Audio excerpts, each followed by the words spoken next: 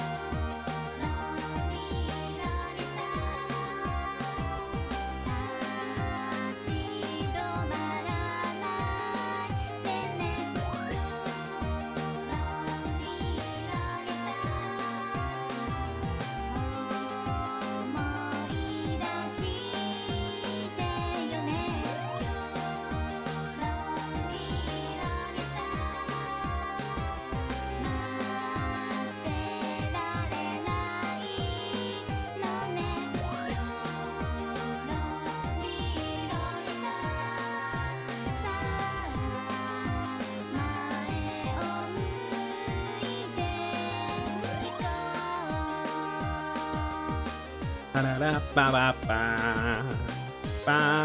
パパパパパパパパパパパパパパパCalamari Damasi.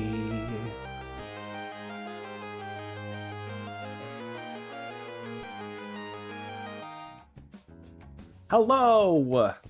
It's Tenchi time. How's everybody doing? Hello, hello.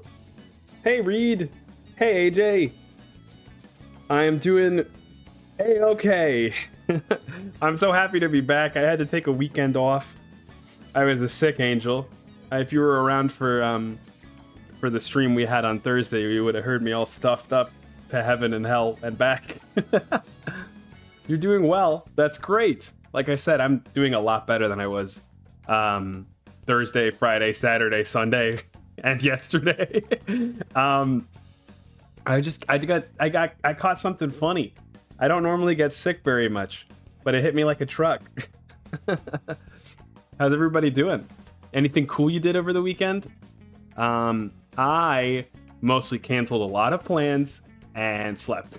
And I wrapped myself up in a burrito and just like got so hot to defeat the power of the fever. You painted more minis. Very cool. Remind me, what game is this for? What minis were you painting? That's really cool. Yes, so I can't believe how sick I got. It was so much so that I feel like I kind of created a sick day tradition. Because like I'd never been so loopy. Like on Friday I could barely think. I got to play a really fun board game with my brother, my dad, and a family friend. Oh, how fun! What's the name of the board game? I'm very curious. I've played quite a few, not a lot of them actually. Like I don't know, some tiny percent of them, but a lot of the popular ones. Warhammer got a Tau Combat Patrol for Christmas. Whoa, we should take a look at what these are. I feel like they look pretty neat. Those Warhammer guys. Bop, bop. It's called Nemesis Retaliation. Whoa, very cool. Perfect for my slightly congested voice to give it an edgy flair. Tau Combat. No, I misspelled that. Tau Combat Patrol. We'll keep this up as like our background while we talk.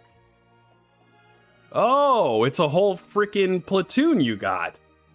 Well, dang, dude, you've got a lot of painting to get going on. I like their aesthetic. I've never seen these folks.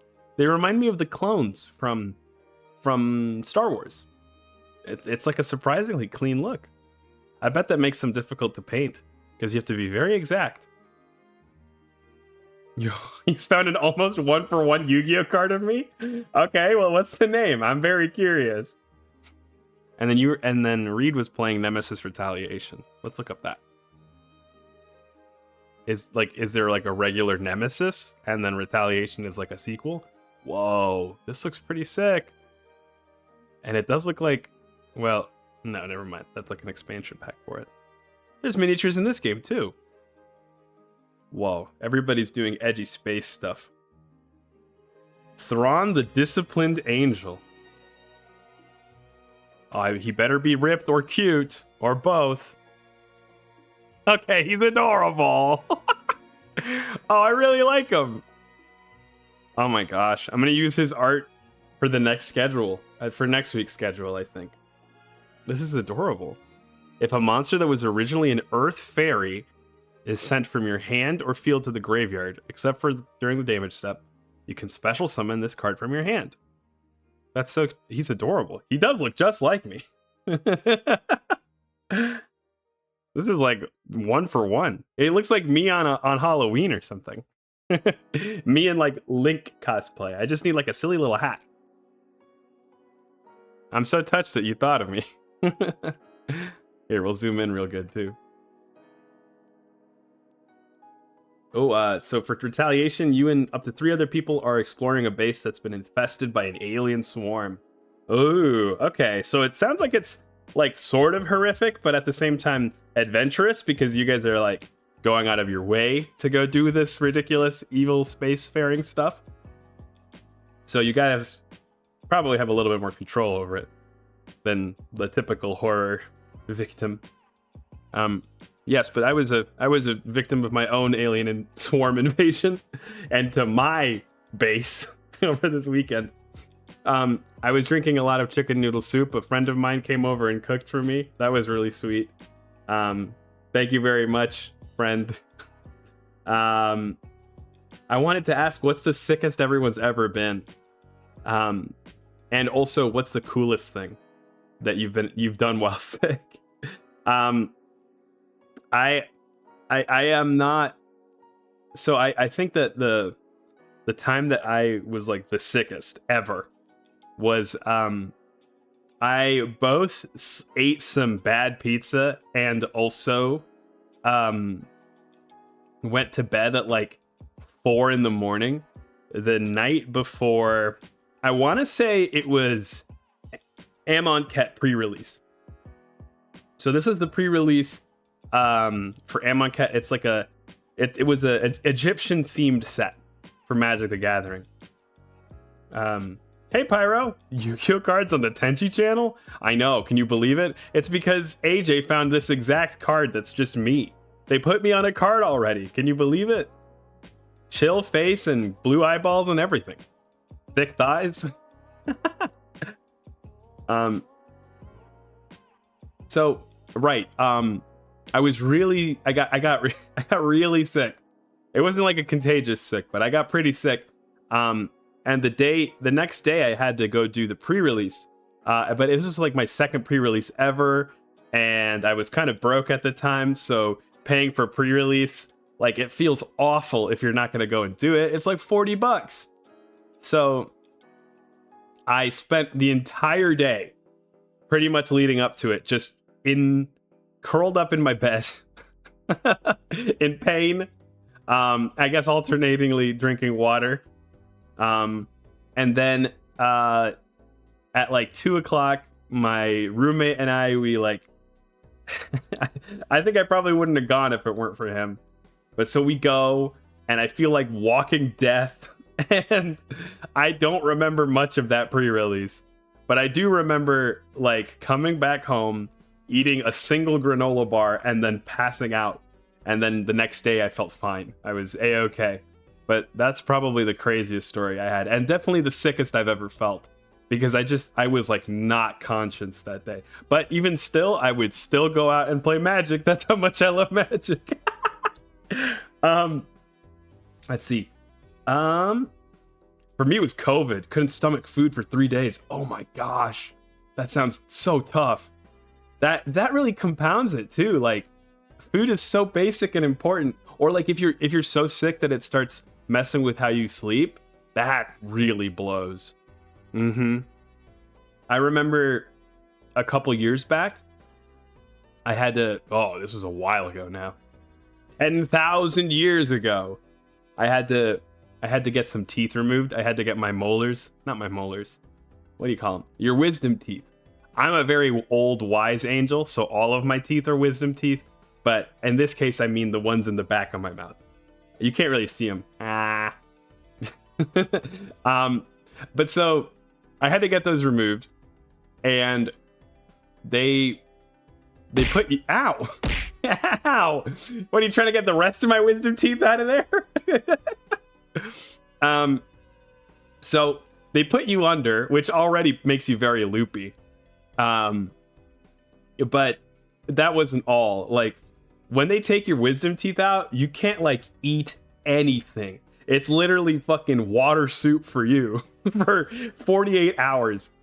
And I remember that those 48 hours for me, they were mostly recovering from the drugs that they put me under with, because I was just loopy, and I would stay in bed. I watched a ton of, I think I watched 3 seasons of Parks and Recreation, like the what's it called, the sitcom, of which nowadays I don't remember almost any of it, because I was like in and out of sleep. You know, I could barely remember my own name.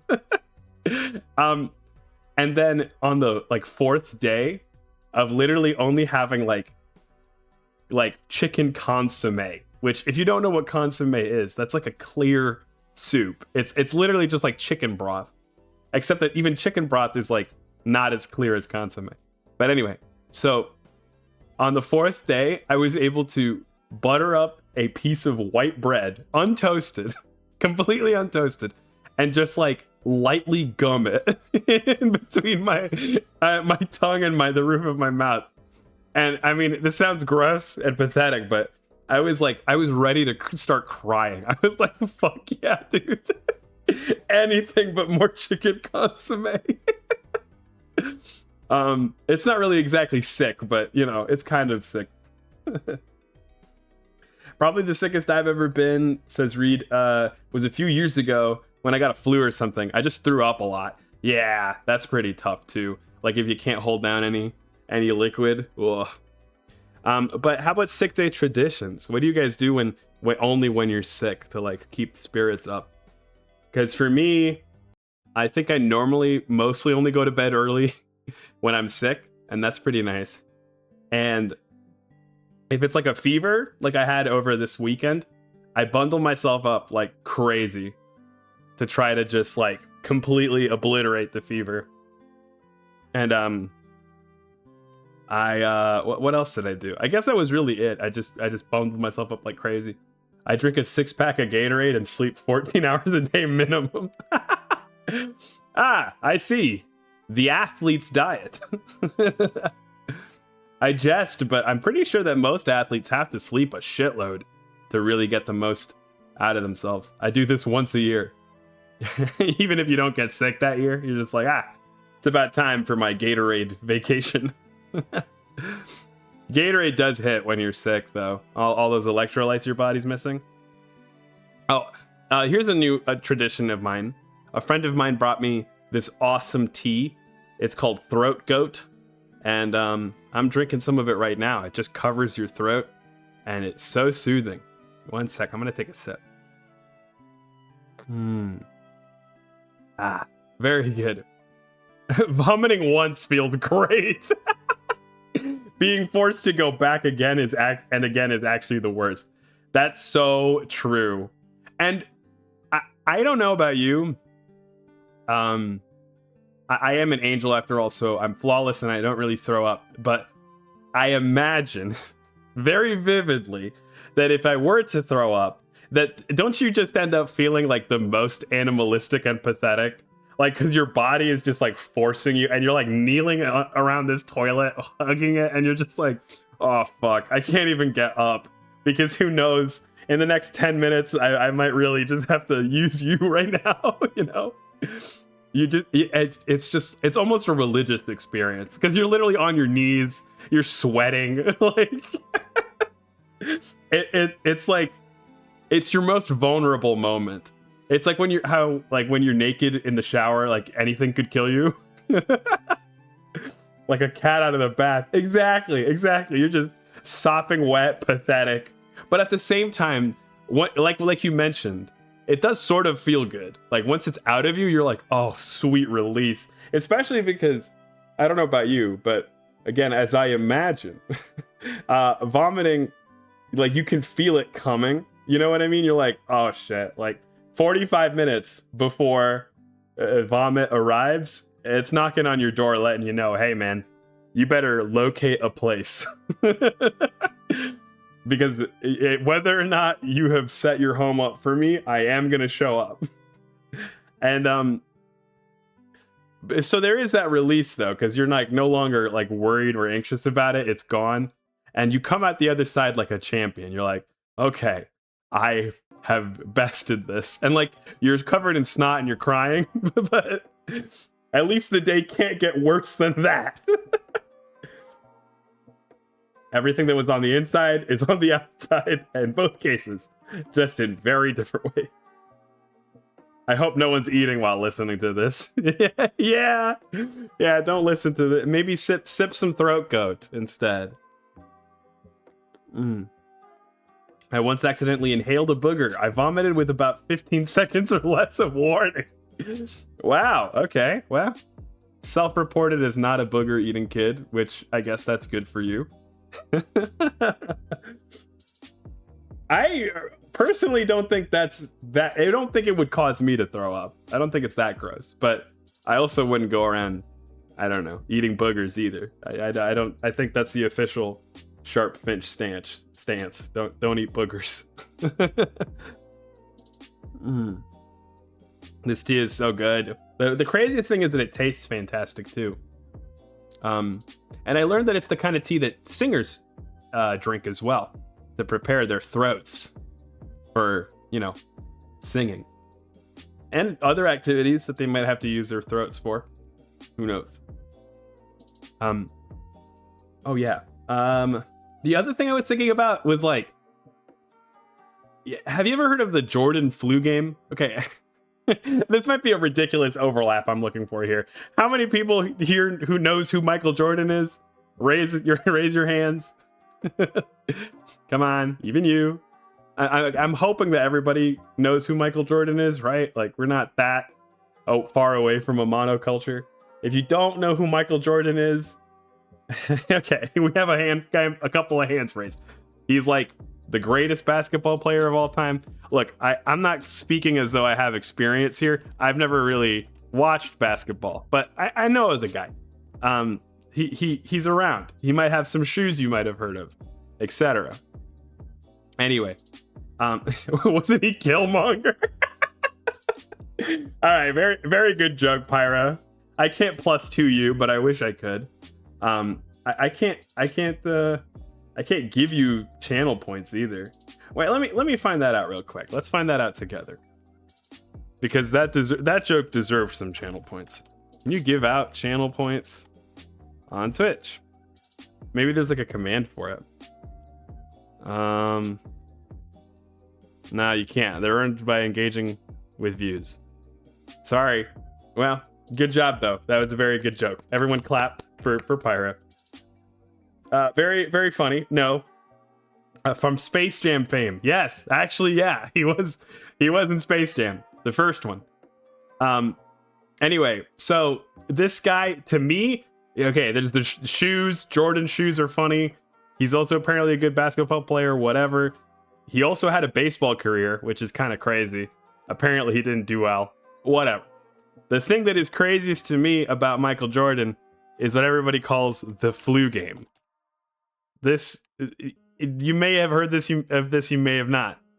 But so in 1997, in the 5th game, in the finals of the basketball joint, I really know nothing about basketball. Like, I am not the person for this. But I was thinking about this over the weekend. It's like the 5th game, okay?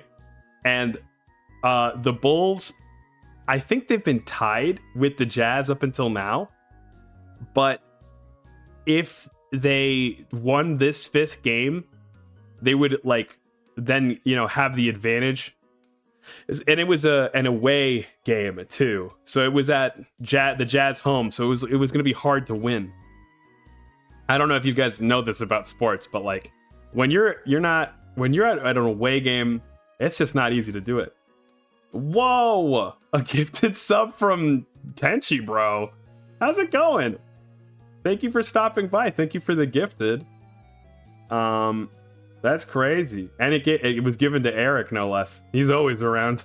I really need to get stream alerts or something, so that we have a loud blaring foghorn whenever anybody does that. Just really fucking tinnitus, everyone.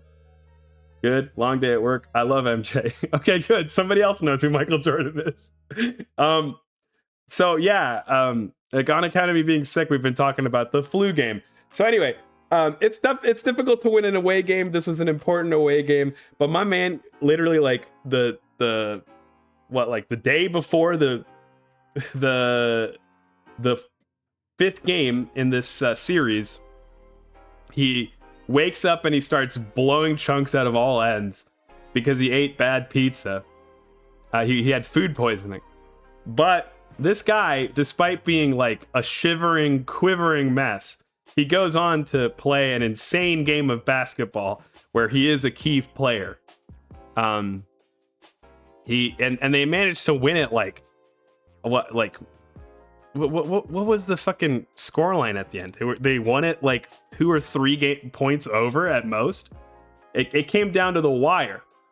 But what I couldn't believe over this weekend was the idea that up until now, I don't know if it's just because I'm such a vain and youthful angel. I was like, okay, I get it. I mean, a flu game, sure, why not? The flu is tough and everything, but it doesn't put you out. But this weekend, I was like, wait a second, I can barely function. I'm not even really here right now. And so again, it made me realize that it was finally time to come and learn about this. It's just a little paragraph here on Wikipedia. I'm not going to read it to you, but it's worth reading. Even the paragraph is pretty exciting. Exciting stuff, man. Homie, the flu kills 5,000 people a year. All right, well, but then how many thousands of people become stronger for it instead? That's actually a pretty low kill rate, isn't it? I mean, okay, that's not to belittle the 5,000 people it claims. That still sucks. But you know, it's there's like a lot worse diseases. I think I'd guess about 0. Nobody's made stronger.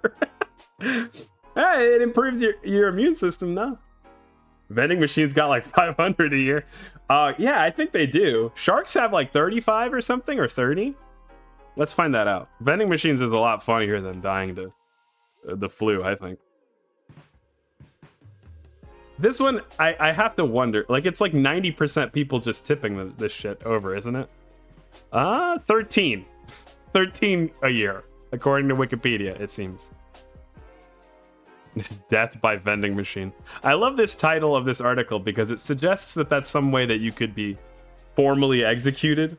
Like you're on death's row and you're about to get fucking obliterated by a by a vending machine. There's an anime about that, right? Yeah, there is. Not really. There's an anime about a guy who gets turned into a vending machine. More people died of vending machines than sharks. Wait, is that true? Is it like 5 shark deaths a year?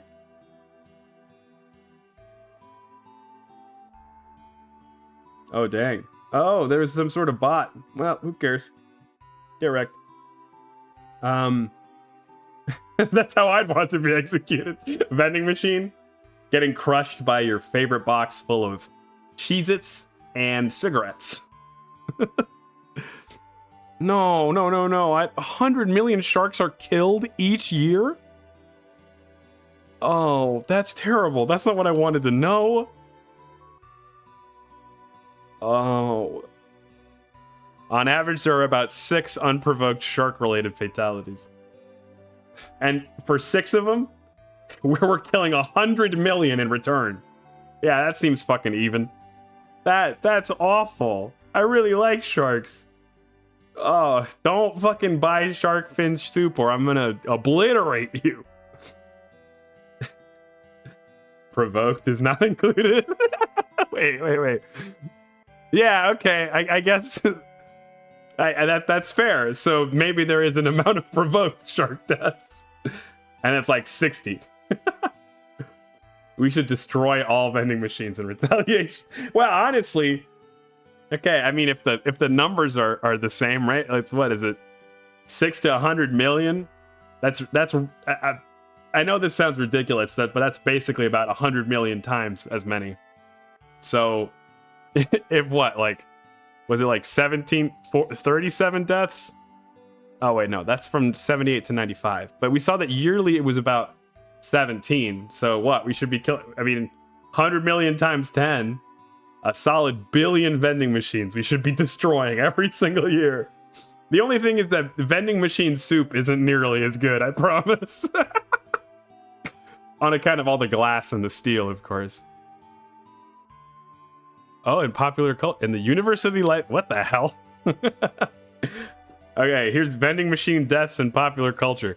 In the University Life expansion for The Sims 3 and the Snowy Escape expansion for The Sims 4, players can cause characters to violently shake a vending machine and the characters will be crushed to death. Yeah, another chip in the pile that makes me believe that the Sims games are mostly for psychopathic, power-hungry lunatics. Have I ever tried vending machine soup? You know, I don't actually think I have, like, not earnest. Like, there are vending machines that do soup. I haven't ever tried that kind of soup, that's for sure. So maybe I shouldn't be so closed-minded. That's right. Well, you know what? We can make a stream of it. Somebody ship me a vending machine, and we'll destroy it and turn it into soup, right? Live on Twitch. Just you're paying for postage. You know what? I'll be a mensch though. I'll be a good guy. I'll send you a couple of cups of the vending machine soup back, and I'll pay for that postage. Oh my lord. Oh, there's a list of unusual deaths. Let's see here. The Darwin Awards. Death from laughter? Oh. Hey guys, just thought of a great new stream goal. What does he mean? What does Finch mean? Does Finch want to die on stream of laughter, or is he's looking to kill us through laughter? Turn the glass and metal into a bowl, melt all the innards into soup. Melt. I'm gonna melt that Nature Valley granola bar and the plastic around it. I bet. Oh lord. I guess I'll expect a couple of large packages. Death from laughter is also in The Sims. What kind of is there shark death in The Sims? I think there's a page called List of Deaths Involving Selfies. What? Really? Wait, that's crazy. Selfies? Yeah, list of selfie-related injuries and deaths. I've never seen a sticker like this. That's crazy. No selfie sticks on the platform. Wow. 33,000 people were injured in 2014 because they were driving while using a cell phone somehow. Shout out to the Pokemon Go related deaths in 2016. I'm gonna go call Tenchi Mom. Peace. See ya, Tenchi Bro. Thank you again for the sub. Have a good night. Goodbye. Everybody say bye, Tenchi Bro.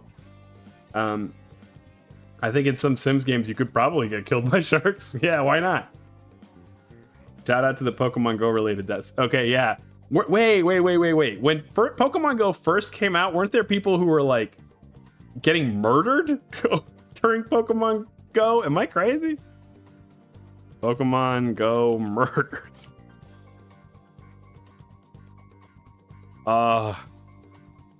Well, there's a Ranker website about it.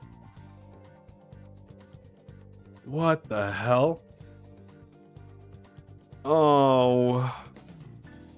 Well, this just sounds terrible. I don't want to read this. That's just actually sad. Oh yeah, you hear people dying to AI bots past the amount of Starbucks lemonade situation. What the hell? Wait, okay. So Starbucks lemonade situation. I think it was what, 5 years ago now? Starbucks had a lemonade that would kill you. It had an amount of caffeine in it that it actually killed somebody.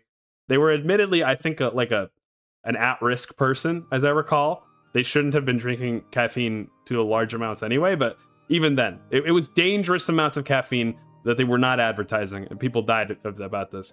I remember having this drink at the time and like being absolutely fucking wired. Wasn't that Panera? Yeah, that's the thing too. I thought it was Panera, but maybe it was both of them. The Panera strawberry lemonade. Yeah, it must have been that because I don't really get Starbucks, but I do remember getting this Panera drink and being fucking wired. But so we're saying that people have died to AI bots. Don't know how, but more of them have died to that at this point. How do you die to an AI bot exactly? I mean, besides being mid at Overwatch. Yep. I mean, I guess I gotta look it up. Dying to an AI chatbot. I'm so glad that I don't have to worry about this as an immortal angel. Everything, I'm not really afraid of stuff. It's awesome. and that should give you comfort. You should be happy knowing, you know what? No matter what happens to me, Sharp Finch is out there doing good work. I could be that last thing that brings you a smile right before that AI chatbot does you in. And she follow beam. Fantastic timing. Thank you, Stream Elements. Okay. There have been several incidents where interaction with a chatbot has been cited as a direct or contributing factor in a person's yikes or other fatal outcome. Okay, so it's been people, relying on a chatbot, and then a chatbot does not do a good job of helping them out. Okay. Oh, what the hell? Oh no. All right. Well, you know what? Earnestly, too dark. Just I can't spin it. I just don't have the power to spin that, so we're not gonna go down this road. Here's the thing. I think I do have the power to spin it, but I just don't want to do that. That just seems like something you're supposed to take seriously. So, that's okay. It's getting about time to do a draft. Anyway, don't you think? It's a little chilly in here. It's getting kind of drafty. Somebody close the fucking window. Arena needs to update because of course it does. But then we're gonna get drafting. Lorwyn, Eclipsed. I've already done one draft. Let me tell you, I don't know any of the cards. You just put on your winter coat. Oh, nice. It looks very good. Ouch! Ow! It looks very good on you. My eyes are all bleary on account of getting hit in the head with a rock. And then getting hit in the head with another rock. Yeah, I'm pretty sure the saying is killing 2 birds with 1 stone. Not seriously maiming 1 angel with 2 stones. Just saying. Ouch. Ow. Well, at least those only leave indents. Thank you very much. Yeah, so we're going to learn about the cards together. I think that this set has had such a... It got fucking obliterated by Atla. That's all I can say, really. Is that Avatar: The Last Airbender kind of showed him up. Ouch. Ow. And now Lorwyn has got no time to shine. We're already getting spoilers for Strixhaven for some reason, which is crazy. It's just tough getting upstaged. Everybody's been waiting for you to come on the stage for like 25 years, and you get 5 minutes before the next whippersnapper decides it's their turn. That's tough, but that's show business. Oh, come on. Magic the Gathering. But there's gonna be lots of little elves and goblins and merfolk and stuff. Kablamo. Come on, Arena. Come on, Eileen. You know what I mean. What did I mean by that? Oh no. You know, I've had this problem before. I think it's normally that when Arena updates, is the music doubled? Oh, it might be. The last time I streamed Arena, I kind of messed up some stuff. You know how it goes. I don't think it is right now, though, is it? Oh, no, that's weird. When I look at... It was when Arena was on. Okay. That's weird. Let me take a look. Inside a book. Reading Rainbow. Bum, bum, bum. Here we go. All right, wait. Is the audio? Is the music still doubled? I did some trickery. I missed Strixhaven. Well, we're gonna get Strixhaven very soon. I like Strixhaven, although I will say it was supposed to be like Magic College, but the cards were much more like Magic High School, which I thought was kind of weird. Like, and admittedly, it's like a 13+ age game, but like there were no cards about like, I don't know, getting blackout drunk. You know, like spinning out a vehicle and crashing into a tree.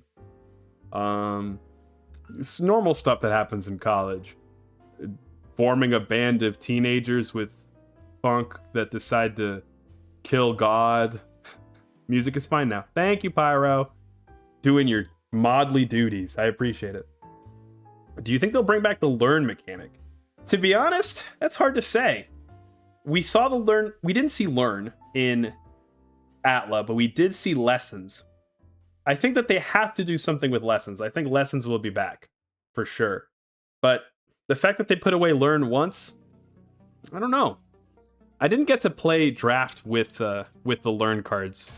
I wasn't drafting back then, but it did seem like a pretty cool thing. Regular college stuff. Yeah, exactly. You know, fucking getting an RPG and blowing up the dean. Regular college shit. Come on. Yeah, Wild Prismari didn't have crazy magical musical band nerds.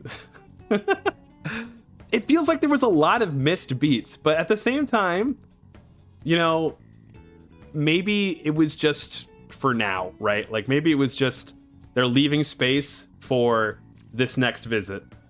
And honestly, I wasn't all that excited about it before, but now that we're talking about it, I'm getting more excited because there is some cool stuff there. I like the idea of all of the college stuff that they didn't do.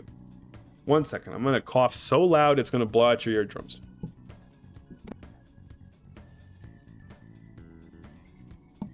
I protected you with my magic. And a big swig of this throat coat. Ah. Wonderful. Yeah. So, Lorwyn is a set about creepy little animals. It's a perfect world without humans, and that's why it's perfect. I'm sure my entirely human audience won't be upset by that. You guys are all humans, right? You'd tell me if you were like woodland critters and strange creatures and such. I'd be a little surprised and disappointed if you didn't tell me until now. Oh, what do you think? I guess I was gonna keep fucking the solid menace over here. I'll never tell. Fine. Keep your magic existence to yourself. Who you calling human? Oh, right. Okay. Mostly humans and pyro. A handful of lizards. I used to be human before I was sacrificed to summon a vampire. Oh no. So now you're just like dead? This card seems really good. I saw somebody use this in Constructed. It costs less to cast for the greatest mana value among elementals you control. If you cast it, you bounce all non-elementals. Honestly, you do need an elemental for it to be worth it, because it's not a lot. I mean, it's a ton of mana. But, like, doesn't this just fucking kill him? Plus, he's like a cool fucked up duck guy. Yeah, what the hell? That's my rare. Let's pick it. Whoa. Tristan. Of course Tristan has a dark side. He's named Tristan. Let's see. I just want blue stuff that kills stuff, probably. Kind of surprised there weren't any day-night cards. Yeah, I can understand that, but the day-night cards were also kind of dog water, weren't they? Like, people were pretty frustrated with having to track them. Like, it worked fine on Arena, but I heard that it was... I mean, I've played with them. They're kind of annoying to keep track of. But it is pretty sick. A vampire or turn into something at night. Or a werewolf. I don't really know what to grab. This seems pretty okay. This actually seems really good. I mean, we want elementals, but this 2-drop comes with a 1/1. And it's cheaper. I mean, or rather, it is a 2-mana creature as long as you have another merfolk.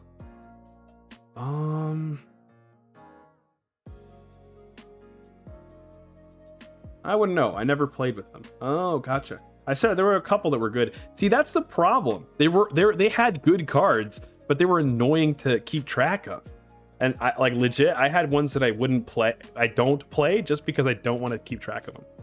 At some point, we're going to have to choose either blue-red for elementals or blue-white for merfolk.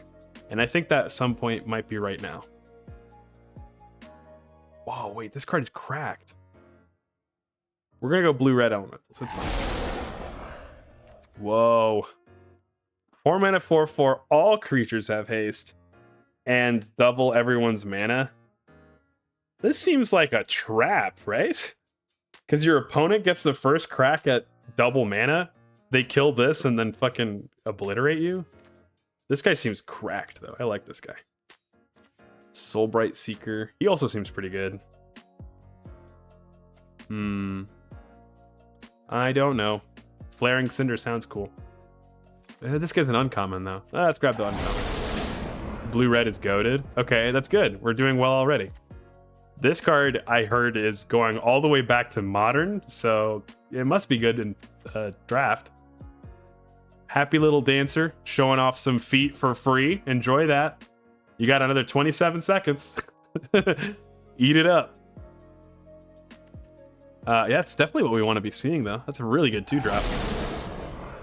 So with this 2-drop out, this guy costs what? 2 mana less, so he costs 7 mana total. And on turn 3, we have 5 mana with the Flame Braider. We're halfway there. This seems like a good card. I think we grab this other elemental 1-drop. My screen's too small. Okay. I'll have to zoom in on the elemental feat next time. And now that I know, I'll do it for you. You just wait. Create a token that's a copy of target creature you control, except it has haste, and at the beginning of the end step, sacrifice this token. Really aggressive, very good with enter the battlefield abilities. They're kind of just dancing around a fireball. This is what it's like playing in a Dungeons & Dragons campaign with Pyro, by the way. No, I don't want that. I think I want this. I don't know what it is, but I want it. No, I don't. No! Oh, well. Blight 1, and then you get to play 2 cards. Oh, it's 3 mana, draw 2, basically. But it's draw 3 if you Blight 1, which seems pretty good. This card, I mean, it's kind of a trap, I think. I rarely use Fireball as a DM. That's the problem. 6 mana, 6/5, but when it enters, it draws you a card. That seems like 8 billion mana, but it does give you land cycling. And, well, I've seen worse. This doesn't really... Oh, this guy seems cracked. 2 mana, 1/3 that draws you a card eventually, and it's an elemental. Yeah. Feed the Flames is removal. It's billions mana removal, but I'll take that over a flyer. 3 mana, 3/2. Whenever you cast a mana value or greater, it deals 2. Okay, I guess he's a curve filler. Not playing either of these cards. Darkness Descends. What's that rap song everybody's been doing? Midnight Arrives. Ooh, a Hallowed Fountain. A Shockland. What do you think? Should we take it? Just to send a message? Draw 3 cards, then discard 2 unless you discard a creature. That's really good and limited, I think. That's goblins. We don't really care about it. Stratosorer. I had this in my first draft, and it seemed very difficult for opponents to remove it. They had to bounce it, really. They couldn't, like, delete it. But there's also this Flaring Cinder. I mean, do we really want to pick a common out of our first pick on pack 2? I don't think so. Plus, look at that. I mean, he's looking for an identity. We can give him one. What's his name? We got 9 seconds. Be very fast. Oh, no. I guess he's not ending up with a name. Damn. He'll keep thirsting. Sorry, pal. Frank. Nice, you got in there. Oh, he's Frank now. We're hoping to draw Frank on turn 3. Lofty Dreams. When it enters, draw a card, and then the creature gets +2/+2 and has flying. Seems powerful because you get to draw immediately. Plus the Convoke, but... I mean, even still, even if this did draw you a card, I wouldn't want to pay more than 3 mana for it. And if you're tapping all your creatures, you need 3 creatures to be able to attack with the last one, so I'm not super in love with it. Temporal Cleansing, this is removal, and I like it quite a bit. Other options include the Wayfinder for another elemental. Maybe another Burning Curiosity. Nah, we're just going to grab the removal.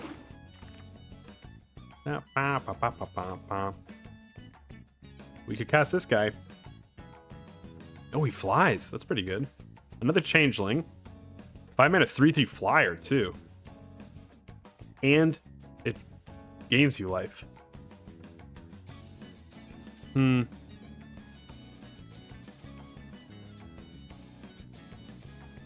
I kind of prefer the 3 mana Shapeshifter, but I'll take it. Oh, another Summit Sentinel. What's our 2-drop slot like? It's beefy.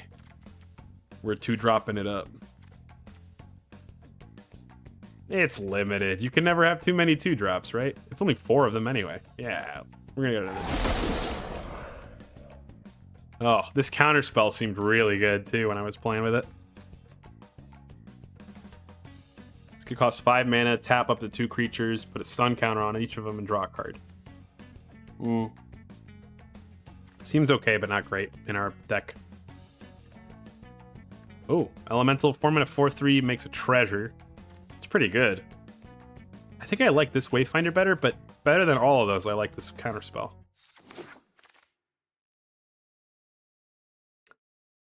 Uh...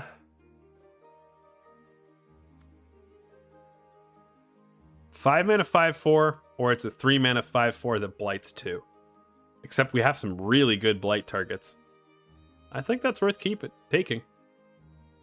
If we get the curve of like Summit Sentinel into the Chaos Spewer, that's pretty crazy.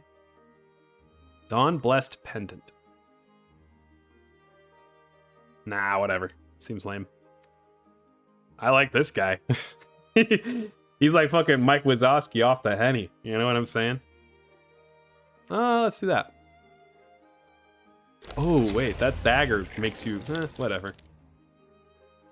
Explosive Prodigy. When it enters, it deals X damage to target creature and opponent controls. See, this is what I was kind of hedging towards. That's why I picked up the Spewer and the Sneakling. Like, now we're getting some cards that have other colors. And I think that this guy dealing 2 is okay, but if you can get it up to like 3, that's even better. What is this deck lacking? I feel like we don't have like bombs or a way to win. We need a little bit more removal too. Sure. No, let's grab this guy. We're not playing that trick, but okay. Another Cinder? Yeah, why not? Sure, I doubt we're playing him. Champions of the Shoal. Behold the Merfolk and exile it. Well, that's not really happening in our deck. Oh, I did like this guy. He draws you a card eventually when he dies. There's another counter spell. How much removal do we have? We got Feed the Flames, Temporal Cleansing. Where are the Merfolk? Not in this deck, buddy. Not in my backyard. And the counterspell. I guess we could grab another counterspell. I kind of want to grab better removal than that, though. And I like this guy. I like how he's looking at me. Whoa. Next town over. You were in the wrong part of town, wet boy. Choose a creature type. When it enters, put a charge counter on it. Ugh, that seems like a lot of hoops to jump through. This guy was absolutely crack cocaine when I was playing him. 3-mana 3/2 that bounces a thing. Yes, please. There's a bunch of removal here that I would like too, but that's Tempo City right there. Another Flame Braider? We're gonna get cracked. This would be awesome to pick up too. It looks like removal, but that's okay. Oh my god, hell yeah. I want 800 of this guy. Oh. This deck suddenly got way better. We're about to tap into our elemental side. Atla never changed. It's still elemental elements. I don't know. You get what I'm saying. This guy sucks, but he's red. We're never playing him, but we'll grab him, I guess.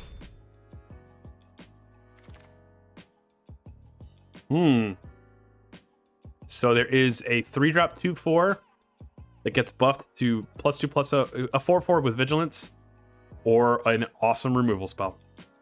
Sounds like awesome removal spell to me. Here's that 4/4 again. I don't think I really like him. Some personnel, kid. This guy is probably the best up. Rip Evolving Wilds. Did I just completely skip over an Evolving Wilds on a pick that was relevant? Oh, this guy again? Fuck yeah. I wish this was an instant. Oh, this isn't an instant. That's worse, but it's still good. Yeah. Oh, rip. Was it? It must have been one of these stupid little, like... It must have been this guy. There's like an Evolving Wilds right next to him or something.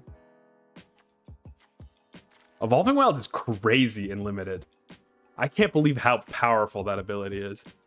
Eclipsed Realms. We're really in on Elemental. So I think that's actually worth picking up here, because I don't think we play another copy of these two. There is a consideration for the counterspell, but I don't think it's... I think it's fine. Another Feed the Flames. We're seeing them late, which means they're probably not that good. But we need removal. This is an elemental. This is an elemental. And that's not an elemental. Drafting in this format's easy. I just pick everything that says elemental and close my eyes. Okay, so our bombs. Everyone hit the deck. He's got a bomb. Thunderflock. It feels like Shine Striker is low-key a bomb, because it's drawing you a ton of cards. By a ton, I mean probably two, at least one. And then this is almost like a bomb 2-drop. And that's kind of it. And then we got removal somewhere in here. Double Feed the Flames, I guess. Wait, but how do you know what's an elemental if your eyes are closed? I feel it in my world soul. My world hole. My world's hole. Oh, wait.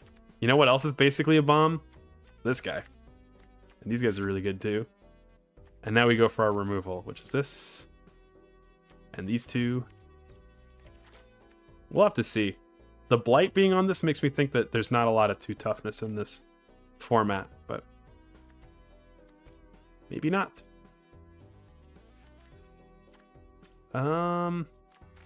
So we have 1, 2,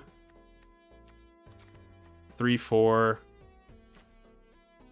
5 hard removal, kind of 6, 7, kind of, with the Rhymekin Recluse. I think we still grab it. That's fine. We're sort of aggressive, but we have the Flame Braider, which makes me think that we should lean towards more expensive elementals as well. We could use more 2-drops still, though. Let's grab this Prodigy for sure. Oh, we can use the Soulbright for the... Or rather, the Flame Braider for the Soulbright Seeker's ability, which is good. He said to the slurry. All right, boys. Put him in the sluice. We're giving him the wet treatment. What else do we want? I guess the awkward thing is that I don't have a... Well, the Thunderflock is an expensive elemental to get into. What to grab? This is an elemental too, actually. So is the Stratosaur. Interesting. You can grab that guy. You can grab this guy. Eclipsed Realms, that's fine. Our curve is a little borked. But I mean... This guy ends up costing less, and then I can ramp into both of these. All of these, actually. Let's grab this guy, because he's also going to ramp us into that. And then...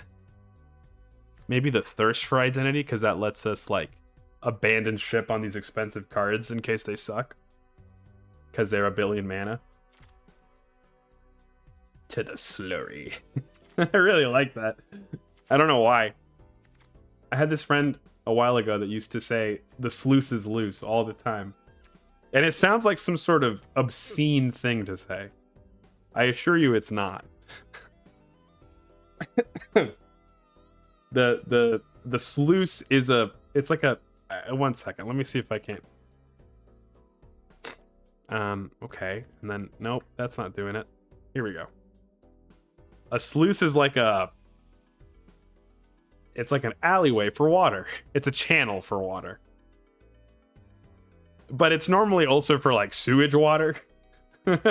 So, this friend of mine, they would say the sluice is loose. about like a problem existing and happening out of nowhere. That's what he would do. So it was one of those things and when I heard it the first time, I just immediately assumed it was somehow gross and dirty. I always thought it was pronounced slice. The slice is lice. Ah, well, let's learn together. I thought it was sluice. Sluice. It's sluice.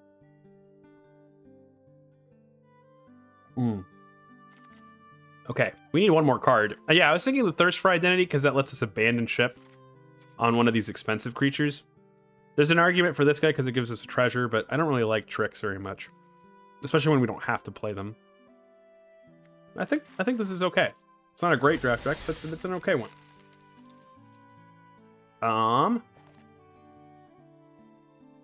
Well, what should we do?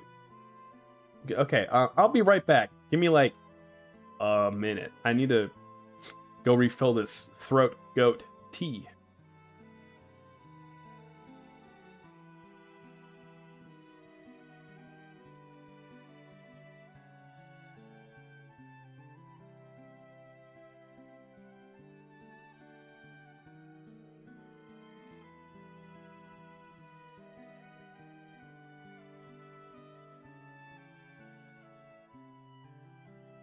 Nah, I'm already back.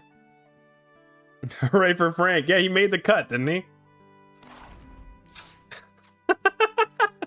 Where is he? Where is he?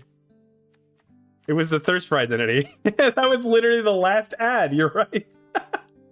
I'm so glad he made it. Here, we'll even do this. Oh, we can't name it here, can we? I'll even move chat so you can see it. What? Anybody watch It's Always Sunny in Philadelphia? What was his beauty pageant called? Was it Frank's Beauties? I need to go look this up.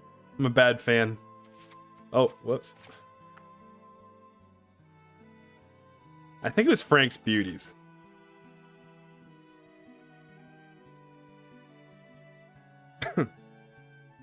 Frank's Little Beauties. Oh god.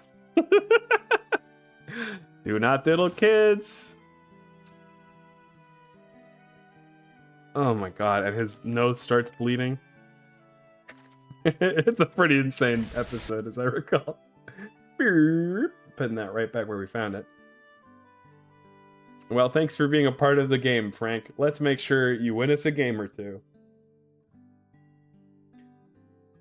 What am I hoping for? I hope we get to cast that 7 mana fucking... it's like a 9 mana elemental. I hope we get to cast that twice.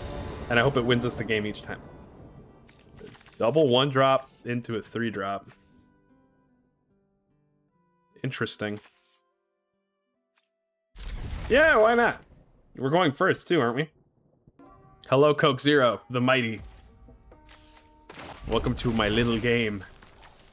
Oh, right, you have to pay 2. Well, I'm gonna behold an elemental.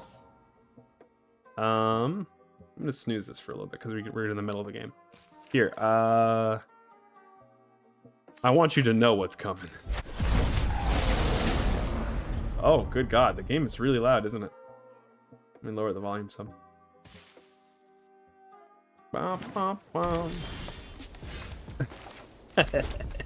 Yeah, that's right. I'm gonna attack you with a Savannah Lions. And guess what? Here's my second Savannah Lion. I'd ask you to behold this Savannah Lion. Are you also gonna put Frank on the box art? I should. I forgot I could. We'll do that after this game. Ooh. Oh, he got one of the uncommons that lets you draw a card. These are really good, I think. This curve is... I think it's pretty good all the way around. Okay. Wow. Okay, so this is kind of nuts. Right? Because we get to do triple pump. Activate this ability 3 times. And then we get 4 mana back. We Cinder Strike this 2/1 and then play our Flaring Cinder. So I guess it doesn't really matter how this resolves. Whoa, whoa, whoa. Arena? Did it just auto? Oh.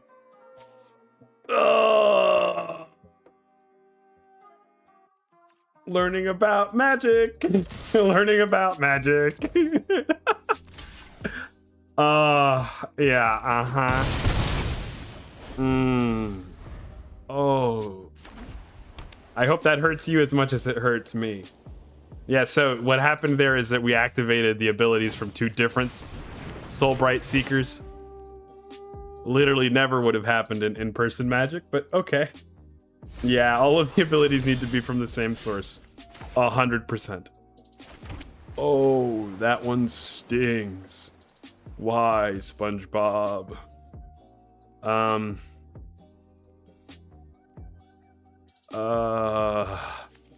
That's okay. So next turn we're probably holding up this Wild Unraveling. For that reason, I don't really want to discard with the Flaring Cinder, but a 3-mana 3/2 is still pretty good. So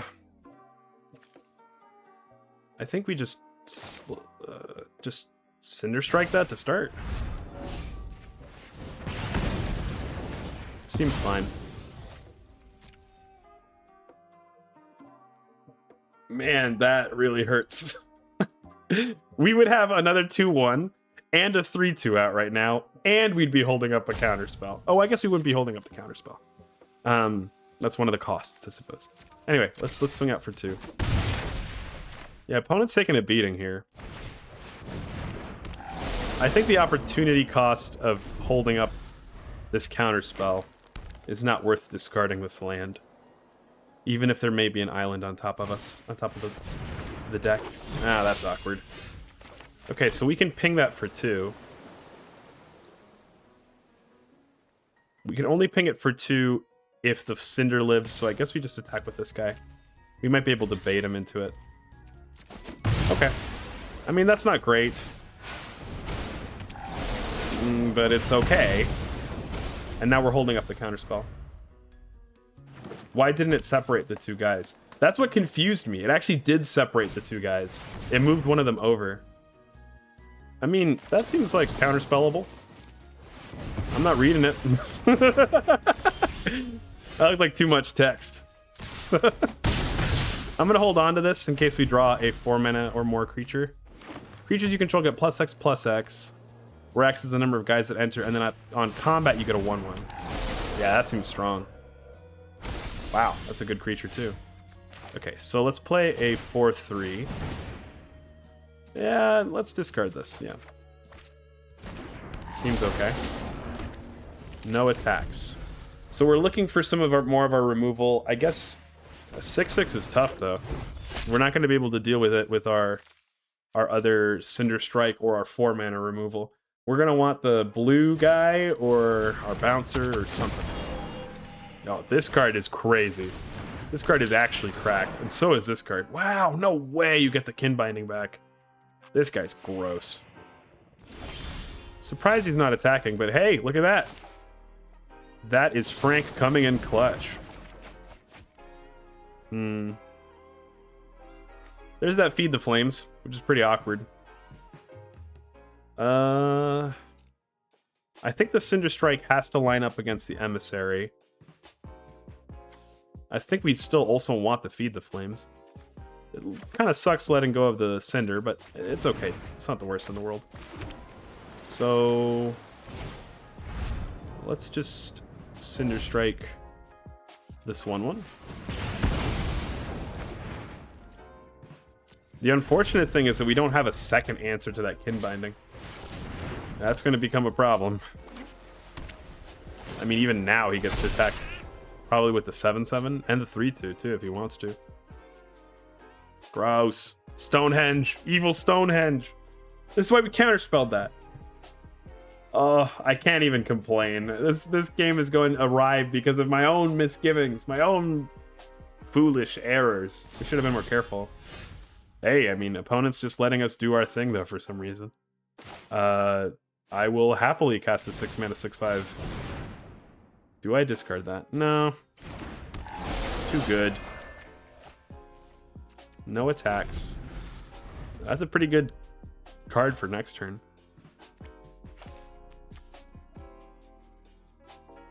And there's 6/6. I mean, I guess they can attack as a 7/7. There's a little bit of removal from the opponent. I guess the thing is that this doesn't end up becoming a larger buff, but it is literally infinite 2/2s. Ad break incoming. Oh, man. Land isn't great.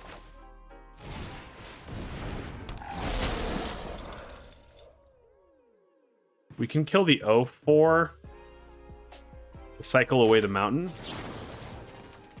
I think that's okay. Maybe they blow a piece of protection as well.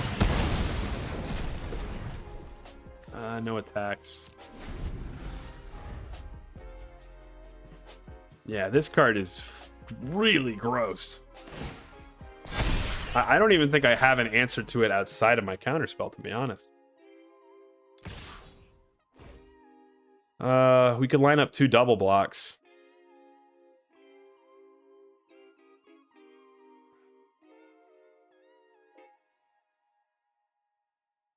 If we do, though, this Shine Striker only draws a single card next turn. So maybe we only block like this. Yeah, I think that's okay. Opponent probably keeps the Sentinel alive. Doesn't want us to draw the card. That's okay. We do have a couple of draws here that save us, though. That's not one of them. Let's play this guy.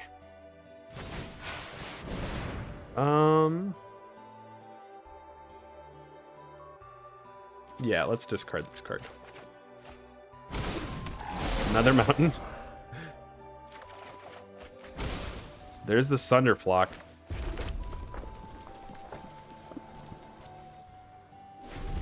So...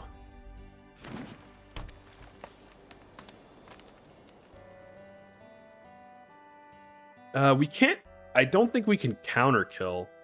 Opponent should probably swing out. We're about to be trampled on by a bunch of little guys.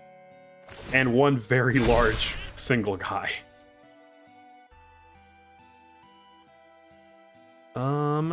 So this is what normally? Okay, so what is it normally, though? 9 mana? We have only 7. We need at least 1. Okay. Unfortunately, opponent is smart, so we do take one of these guys out. It's equivalent for this guy to block here. We're going to have this reduced by 4 no matter what, so I guess we get to cast that either way. And we block here, and then we're taking 6 still. So we're dead no matter how you slice it, right? Unless we block here. Because then we take 1 here. No, that's still lethal. It doesn't matter how you slice it. I think this is lethal. For opponent. Ah, good game. Damn. Yeah, exacties. Oh, uber mega punished. Oh, reading the cardboard explains the cardboard. Dang. That's okay. That was actually a surprisingly tight game. If we had drawn the duck like a turn earlier, we probably could have won that. Wait, so the deck. How do I change the deck featured card? Where do I do that? Who do I talk to? There is a site to leave ads too. Huh.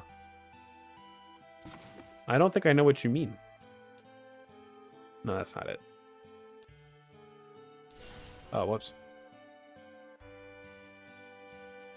Oh, that was a site to lead ads to. Oh, I see. You mean me getting obliterated? Yeah. Yeah, it was tough. I don't know how to change the representative card. How do you do that? Oh, it says so if you hover over it. Let's do that then. Where are you? There we go. Frank deck. Okay, now that we've changed the deck box, now this is the first for real game.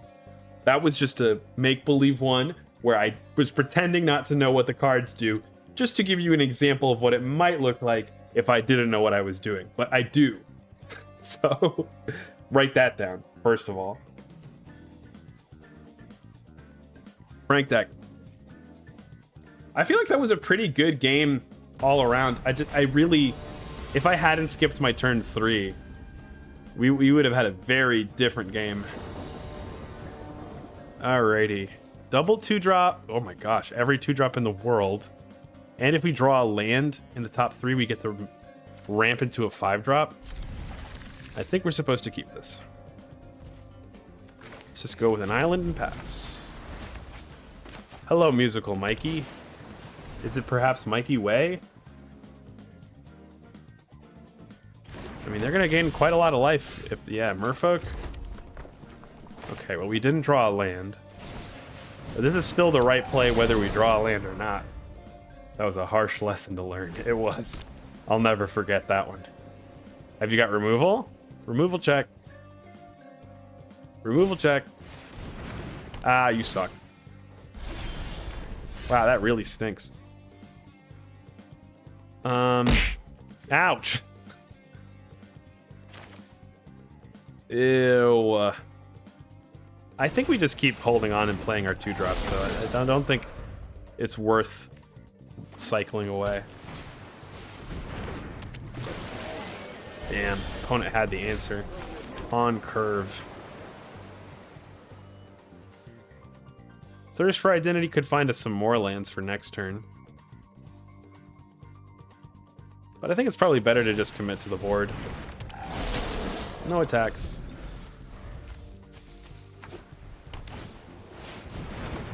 Opponent plays a 4-mana 3/3 flyer. That is pretty strong.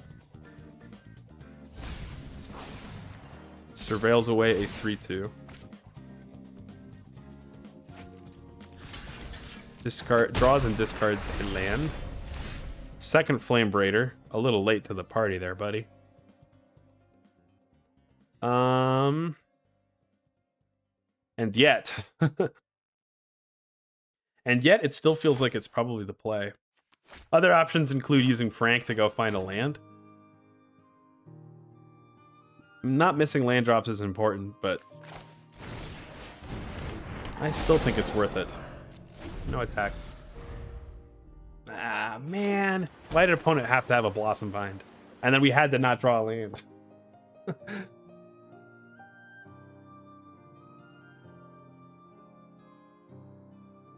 Stream just skipped backwards a few seconds for me. Oh, that's weird. Let me see. We haven't dropped any frames or anything. So, Sig's command to draw a card. Oh, no, you made a token copy. That's really strong. Jeez. Damn, and he tapped down the Flame Braider? Well, I guess the 2/3 can't actually attack for meaningful damage, which is good. We can kill one of these guys with the... We've got to shoot for 2, but they're all at 3. We can't cast this yet either because he tapped the Flame Braider. I guess we look for... We activate Frank now, I suppose. Let's see. We keep the Rhymekin for sure. I think we discard this guy. Play a land. Damn, I wish I could cast this Cinder Strike right now.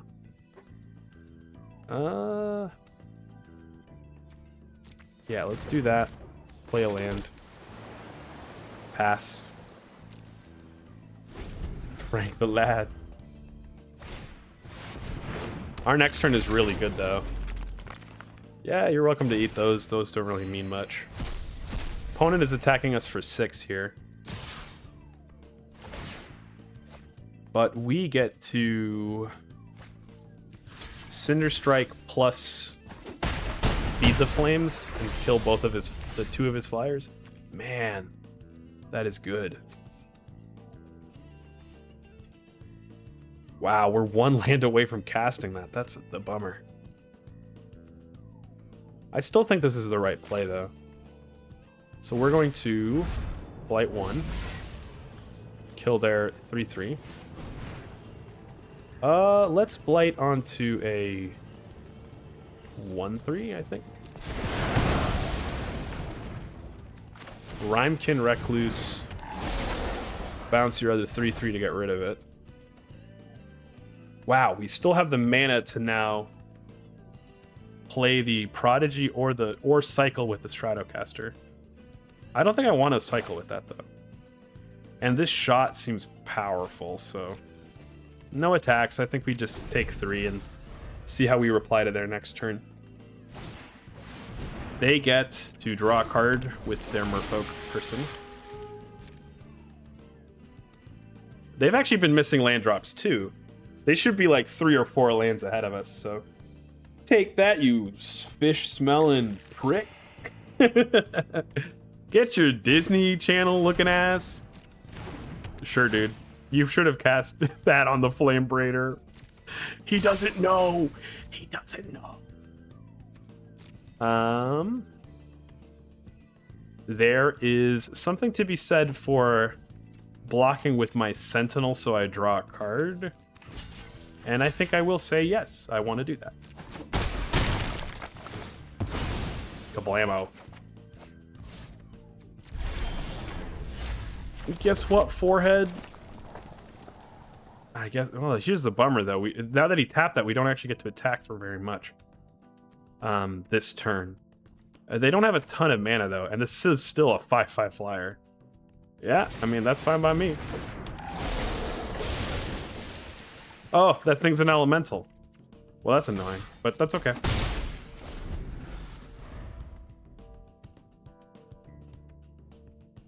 You get to follow that up with a 5-drop, 3/5 into ping down a 3 toughness creature, but it just doesn't seem like Merfolk has many 3 toughness creatures. Yeah, this on 1 has gained him a lot of life. He can also return probably any card. Yeah, he can return the Sig's Command or the Shore Lurker, which is really good. They've just not had the mana to. It seems like they're holding up a counterspell.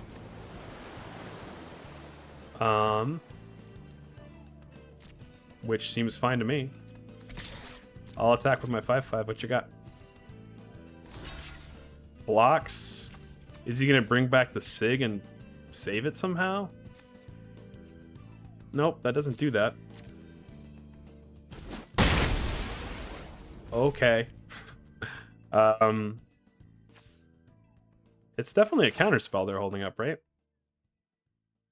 So I guess I start with the Cinder. Yeah, let's start with a Cinder. Choose to discard nothing. No discards. Opponent's not countering that. We still cast the Stratosaur though. Let's see the counterspell.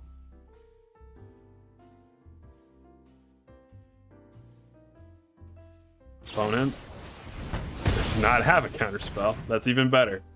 You just 2-for-1'd yourself, man. Well, who cares? You can get flying. That's fine.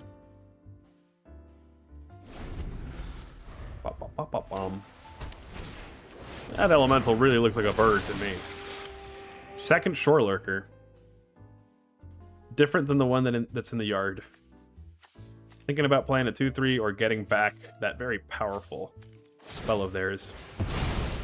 Decides to get back that very powerful spell of theirs. Well, I say we feed your 3/3 to the flames. Discard. Let's not. I mean, they're not showing having a 2-drop creature, a 2 toughness creature, but that's fine. Ugh, they have so much life though. It's gonna take a while to get through this. Let's end the turn there. We're holding up a counterspell, which is pretty good. Womp womp. Let's Blight 2 onto this 1/3.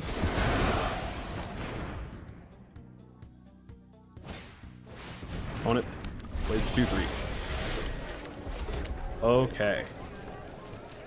So now we're swinging with the team.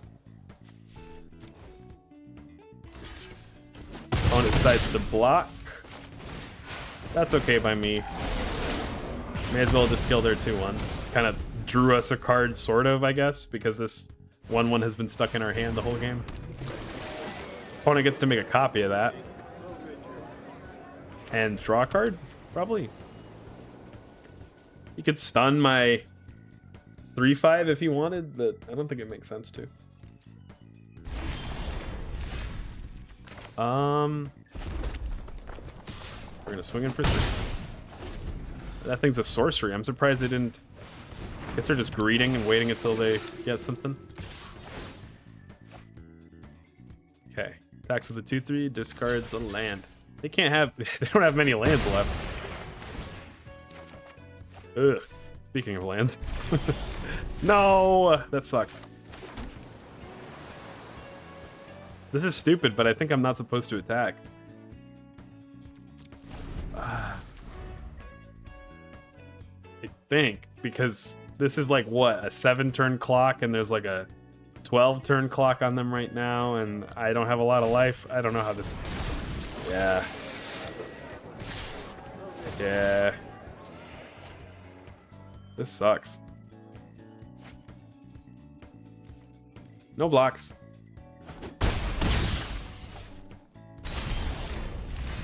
Okay. That's a really good draw. Abandoned land. I don't want this. Stop. Please stop. What was that, 4 lands in a row? That's not true. I drew the Cinder.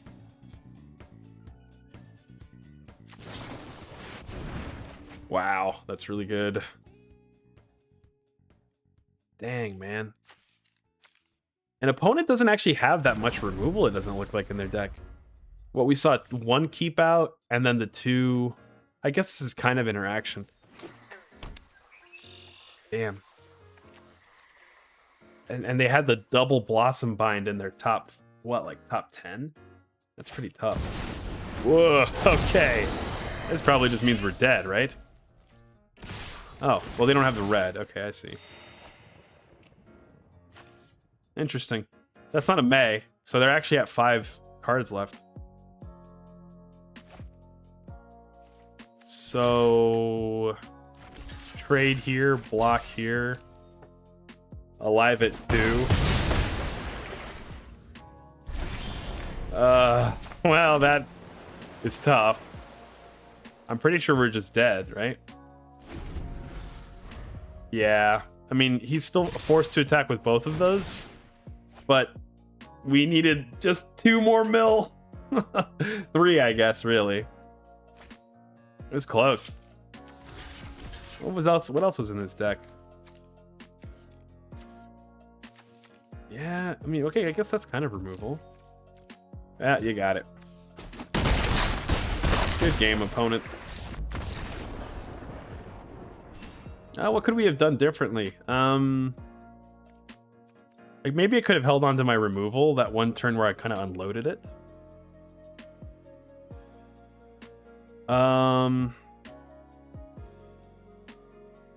Could have held on to my counterspell. Could have held on to the Prodigy instead of trading away the 2/2 plus the Prodigy. The Prodigy would have eventually lined up with his 2/2, but it's just not that great. There's not as much 2 toughness creatures as I was hoping. Well,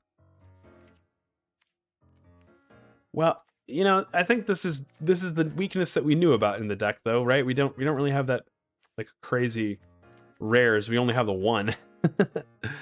And the Shine Striker is pretty good too.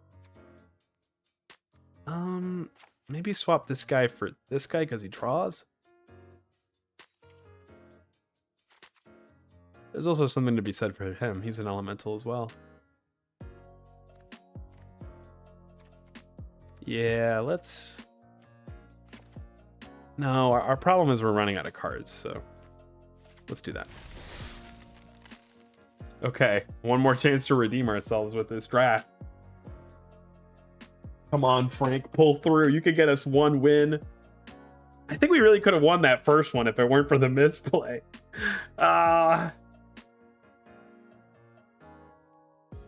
Knowing that our opponent had interaction on 2, would we have kept that hand? Maybe not. It was kind of dependent on us really getting the mana from our 2-drop. We got shunted out so early on 2. We had a single turn with all that mana. Probably would have out-tempoed our opponent quite a lot, because it would have been a turn 3 Stratosaur. Okay, 2-drop and a 3-drop and a removal. I like it. The Sentinels are kind of awkward. They really aren't exactly the same as like as the 1/3 that gives you a clue, just because you're not, that card is locked up in there and you're not getting it for a long while.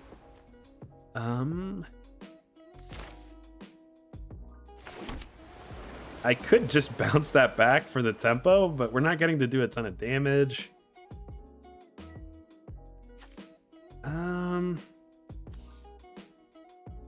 Would have been a lot better if we had the Soulbright Seeker last turn. This is a complicated turn. Double spell or the Recluse. The Recluse makes it more likely for us to be able to kill the next thing with the Feed the Flames, but then this is only a 2-drop too. But then we develop a 3/2. It's hard to say no.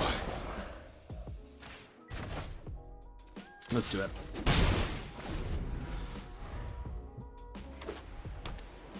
Opponent. Oh, that's awesome.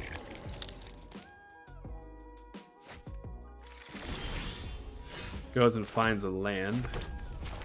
We'll play another Sentinel. We're gonna feign like we have something here.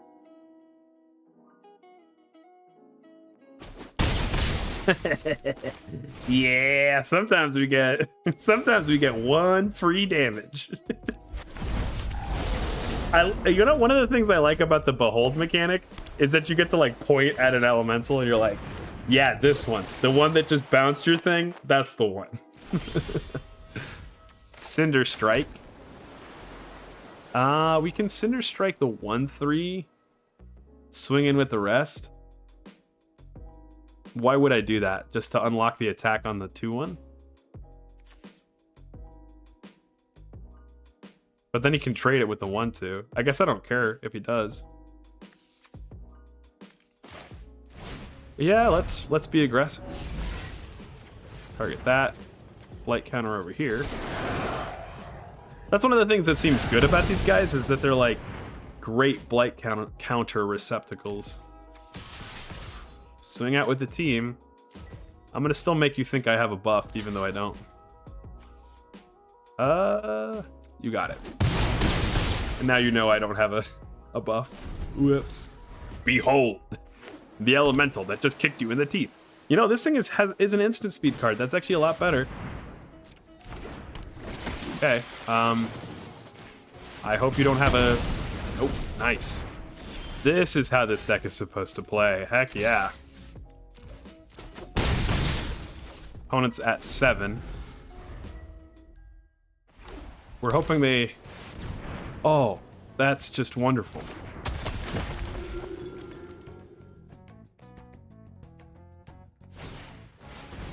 Okay, that's pretty annoying. Do I answer the 1/4? I guess this kind of removes a card that he was going to draw. Our clock is like not a clock, but still. We hold on to onto the land in case we draw one of the Cinder guys. 5 mana 2/2 flyer attached to a 1/1. Okay.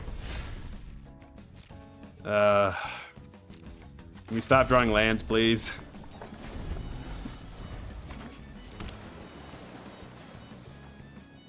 Opponent swings out for 2. Yeah, the Vigilance means that a Blossom Bind again. Okay. So we can shoot something for 1. I guess we could just shoot the 1/1. We could also hold on to it to try to shoot it as a 2/2.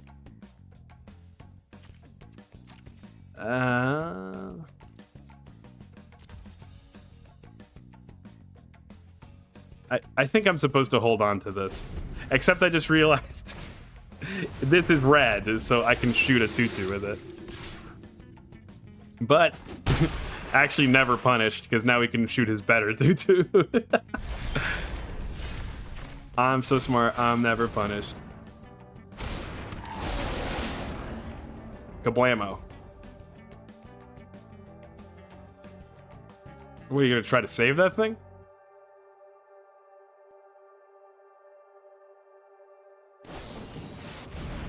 Tries to save it. I think we just don't let you do that. Wouldn't it count itself? Yes. That's exactly what I just realized. The turn after I didn't cast it, but guess what? It was worth it to hold on to. When it attacks us for 2, we're still drawing quite a lot of lands, so we are in a waiting room, a not land waiting room. Oh my god, I love it in the not land waiting room. Oh heck yeah. Kind of punished for not playing lands, but that's okay. 4 mana 4/3 that I'm never gonna trade into with my 3/3. That's okay though. If that gives you any idea how delayed I am. Oh wow, that's crazy delayed. You might want to refresh your page, because that's really, really delayed. Play a mountain, no, an island. Let's go to combat, swing for 3. Whoa. Opponent is in dire straits.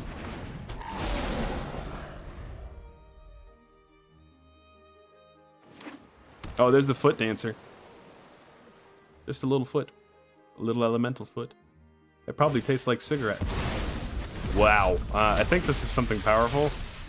Yes, it is. Taps my duder guy. Swings in. For 3. We got a Stratocaster. Oh, we can jump something too. Yeah, let's jump our 2/2. I don't think he trades, but it might force a trade. He does not trade.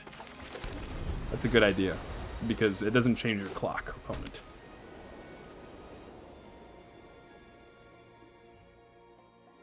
Opponent can't swing for lethal, but we get in the way of every single creature. Yeah. Okay, well, even if I didn't just draw the Hail Mary Sunderflock, that was a tough trap for the opponent. So that was pretty much exactly how I thought this deck was going to go. I thought we were going to be pretty able to be aggressive early and then use our bounce creatures to gain a lot of tempo. I think that after a game like that, it makes me want to somehow add another 2-drop, but I just actually don't know. How many 2-drops do we have? We have a lot of 3-drops too, is the thing. So maybe we drop this guy.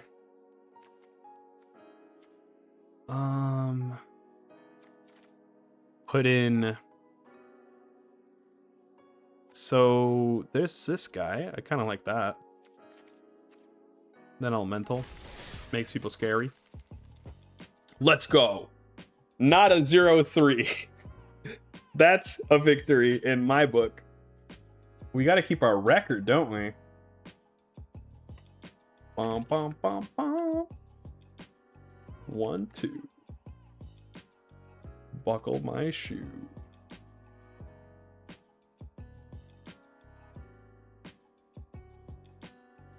Garfed.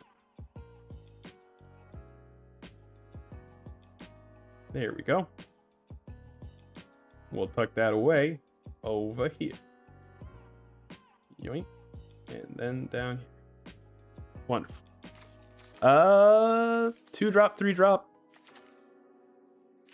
Awkward tail end. I don't want to go down a card though, so sure.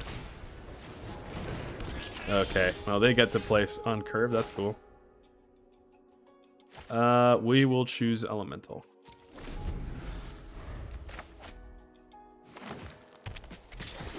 Oh no, I refreshed, but I got hit with a 30-second pre-roll on the way back. I'm sorry. I failed you as a streamer. No 2-drop from our opponent. That's good, I guess. 3 mana 4/2. Man. Oh man, oh man, oh man. We are about to punish you for playing such low toughness creatures. Blammo. Guess what? I'm also gonna threaten you. That's right. I have a. That's right. Take 1 damage. Oh. Nah, I'm not blocking. I don't actually have a tricks. 5 mana 4/3. Ooh, it drew him a card though. God, that was gross. You know what's grosser though? What if you just had a billion cards in hand, but you couldn't cast them all? So, goodbye. That's what Tempo's about, isn't it? Plays a land. Plays it again. Yeah, honestly, if I was him, I wouldn't be too upset about that myself.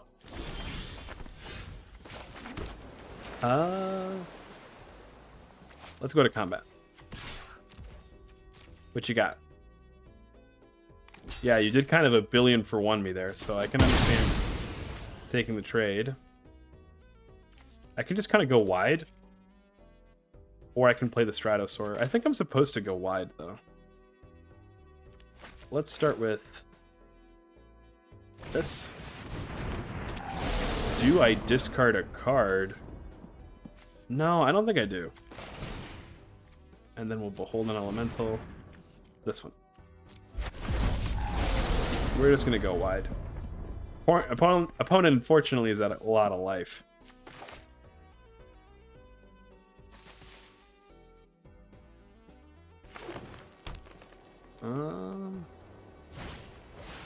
Three mana 2/2. Wow, that becomes a 4/4. That's really strong for opponent.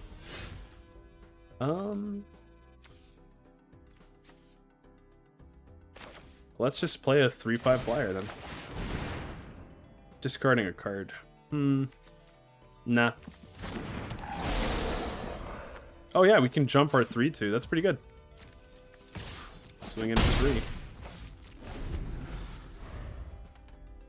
You have value, but I have elementals.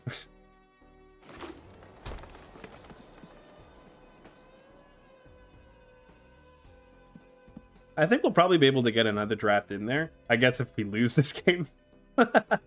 We'll see. If not, this might be the first draft and the first stream. And then we'll, you know, be back for more streams later this week. Spry and mighty. Jeez, oh Pete's. Hachi Machi, that's a lot of cards he just drew. I don't think I can afford to block that. God, that was crazy. We can get rid of this enchantment, though. And kind of crack back. That's crazy. This card is so greedy. It also has Convoke, which is interesting.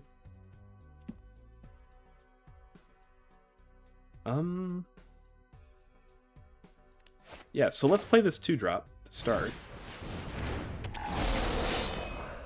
And then Convoke. Target this enchantment. Tap this guy.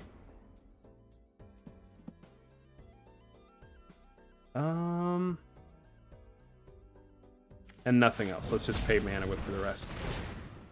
Ooh. We keep not hitting a land, but no, thank you. I won't be discarding that. Let's swing out with the team.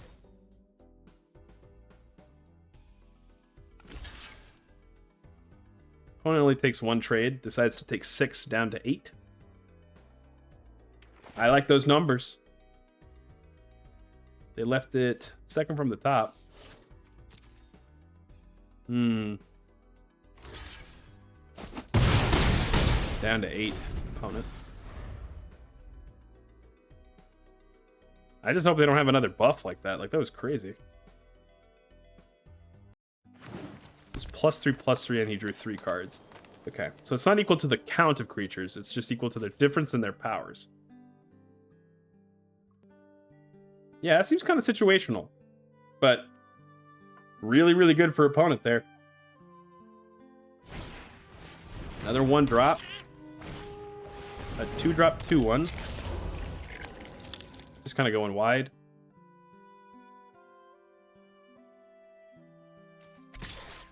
Swings out for 4. We'll block and draw. Nice. Cinder Strike's exactly what we're looking for. Opponent.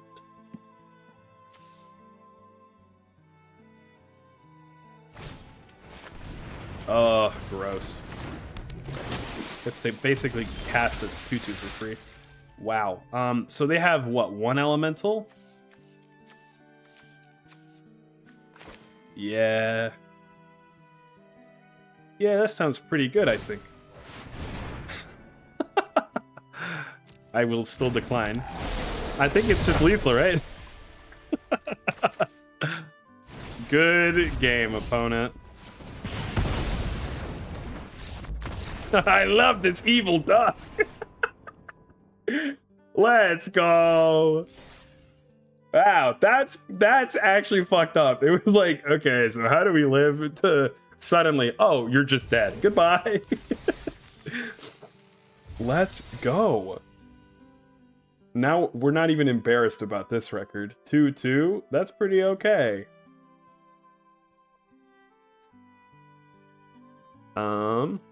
Let's run it back. Bum, bum, bum. Warloka. Good comeback. Crazy good top deck. Our opponent was having a good comeback, actually. That's really risky. We're like 100% dependent upon drawing a land on 2 or 3. I don't think we can keep this. That's a lot more keepable.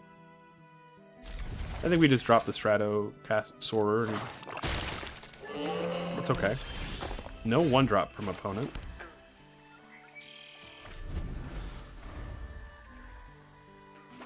Opponent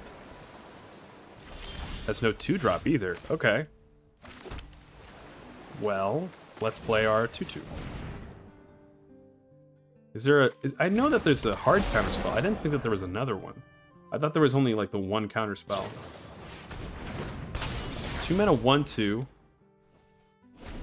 that can make another creature a 4/4 at flash speed.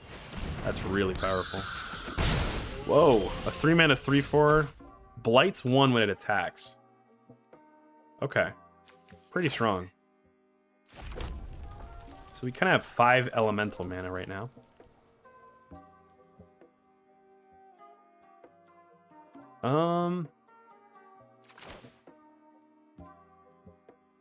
We can bounce that, play out a 2/2. Kind of take back tempo.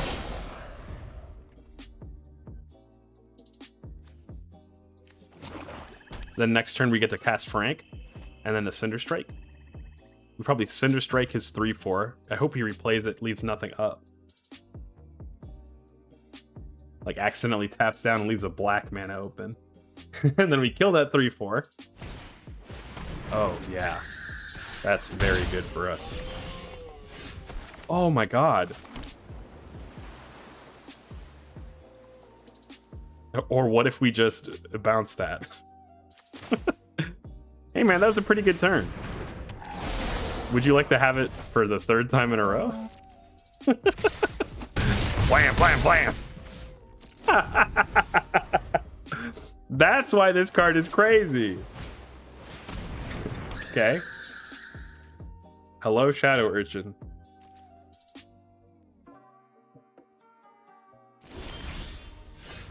Okay, so now we Cinder Strike. Let's do this. We will Blight our 1/1.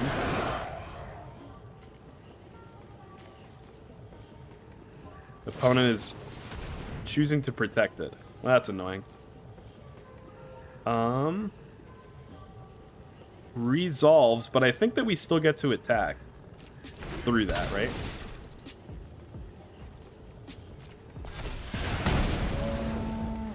Because now...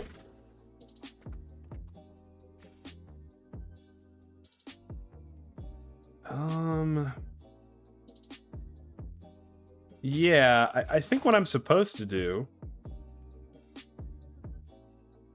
I can play an island out, activate the flame chain mauler.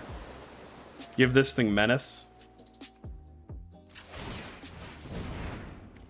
Oh, this creature gets +1/+7, gains menace. Okay, well, that's worth knowing. I was hoping to give the Flame Braider menace, but then honestly, that's still fine. Yeah, I mean, that's a crap load of damage to take, so you're either you're losing some value here one way or the other. Yeah.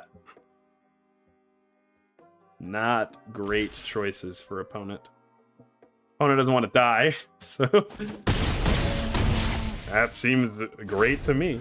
You do have a 4/6 now, which is going to be a pain in the ass to deal with. Oh, it's got lifelink. Ew. Mills over a Shimmer Creep. That's cool art. Nils Ham swinging it out of the gate, dude. Fucking evil spider goat elemental. Wow, that's a very good card too. Opponent is exiling our, what was that, the 2/2? Makes sense. We get a pretty good draw though. Pretty sure we get rid of the Shadow Urchin and then attack all out.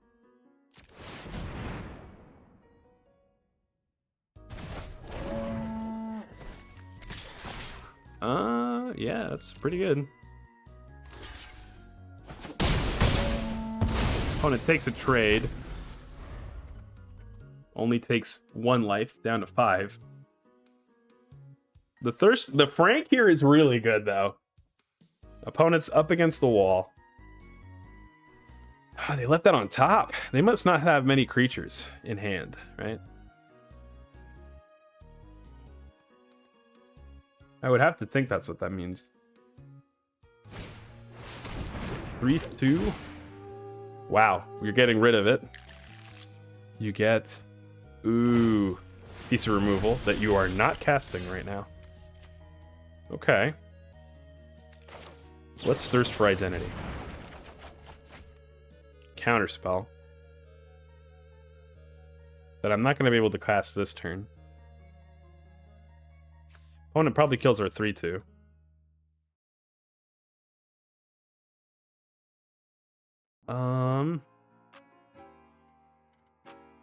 I think just because I can't cast it doesn't mean it's not good.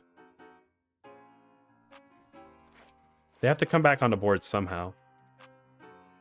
So maybe we discard Mountain plus the Seeker, play the Summit Sentinel, hold on to the Wild Unraveling. Oh, I guess I would just discard the Seeker then. Yeah, I think that's okay.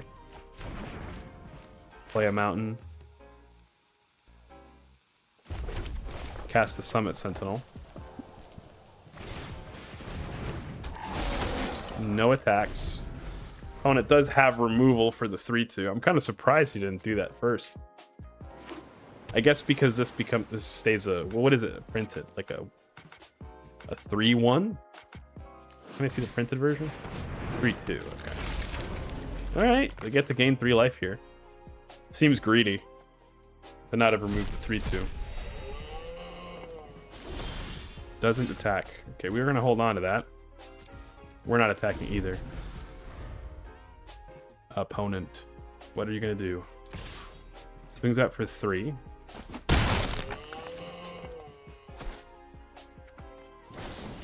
Wants to remove my 3/2. I think that's fine.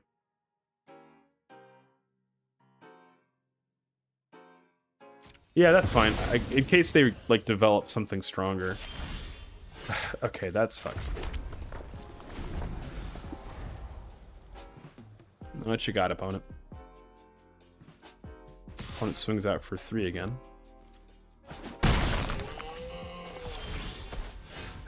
Opponent doesn't want to cast any spells either. Well, let's Shine Striker.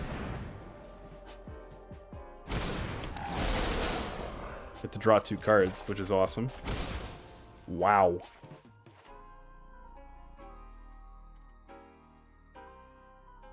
Do I cast that right now? I can't back it up with counter mana, so let's not. No attacks.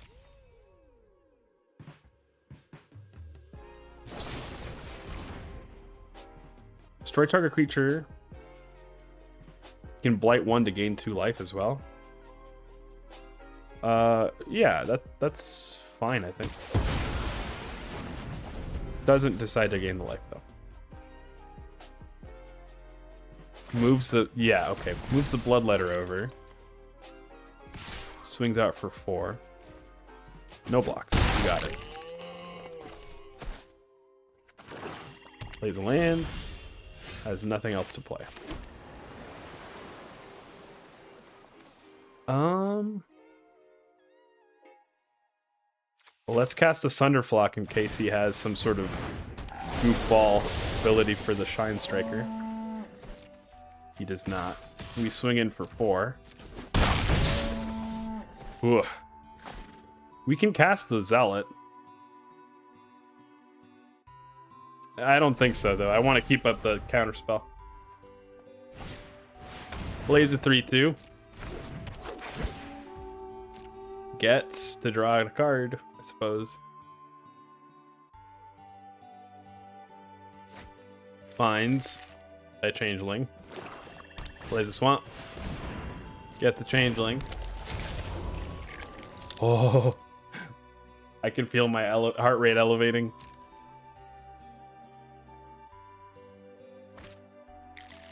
Gets a Swamp. Or an island, I should say. Passes. Okay. Let's play this bad boy. See if we draw anything relevant to remove that 4/5. We do.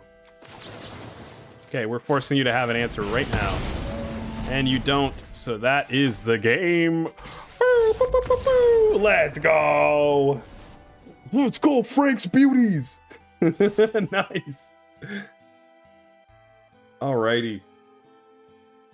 Oh, that was a nail biter. Opponent really crawled back for a while there. Every single game so far we have won, we've drawn our bomb. And Frank has helped us to do it about half the time there, I think. Frank was an all-star that game. I think the only reason we were able to be so aggressive with our cards was knowing that we had Frank's backup. Pachi, pachi, pachi, pachi, pachi. Oh, man. Well, the unlikely draft deck is making it happen. You know, I wish I would have drafted Edge of Eternities. Those lander tokens looked really cool. Oh, I love this unnamed Planeswalker art. It looks so edgy. 2-drop, 3-drop. We don't have anything crazy. Don't have any removal. And opponent goes first, but I don't know. I have a hard time putting away cards or hands that are just straight up okay. Especially with the likelihood of drawing something. We're on the draw. We'll draw something tasty. Of Loveling Wilds. 1-drop? Wheeze? Wheeze 1-drop?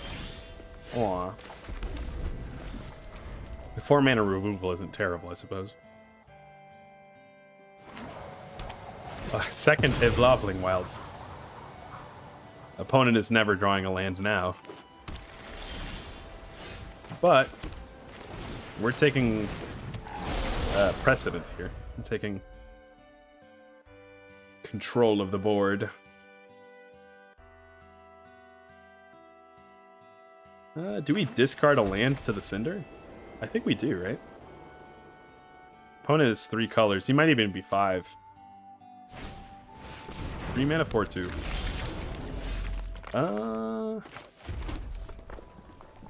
We're okay with that as a trade. so we just attack.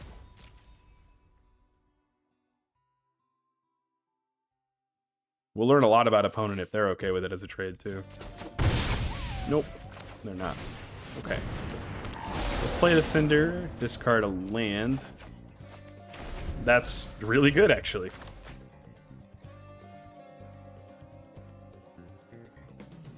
If opponent attacks, I don't think we bother to block, though, on account of having so much removal.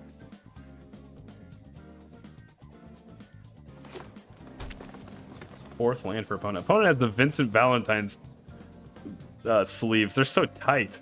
Oh, I need to get a copy of this Vincent Valentine. He's so cool.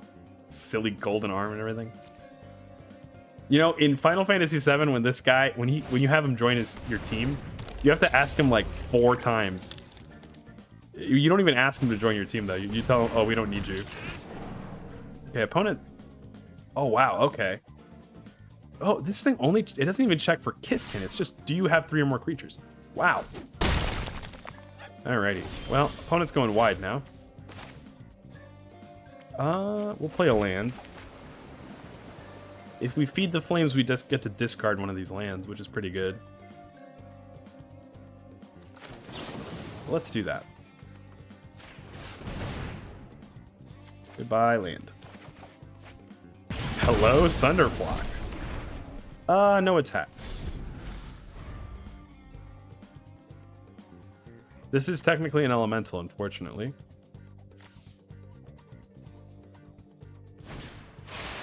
Yeah, I thought opponent might have something that crazy. Didn't think he'd already be able to play it, and now I regret playing the Feed the Flames. But this is not an elemental, which is really good. Opponent attacks with their elemental. Unfortunately, there's no way for us to cast this next turn.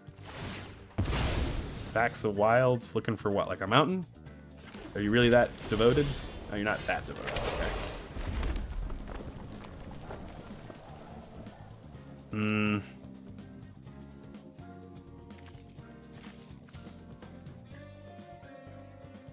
Yikes. This is an awkward turn.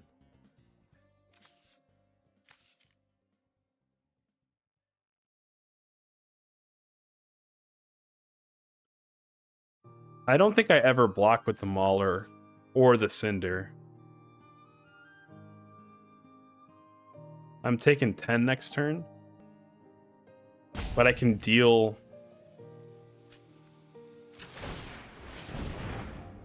So this is my gamble. I'm going to attack with the 3-2. If he double blocks, I get to either take the Weaver out and trade, or I can 2-for-1 myself to take out the Wild Vine Pummeler.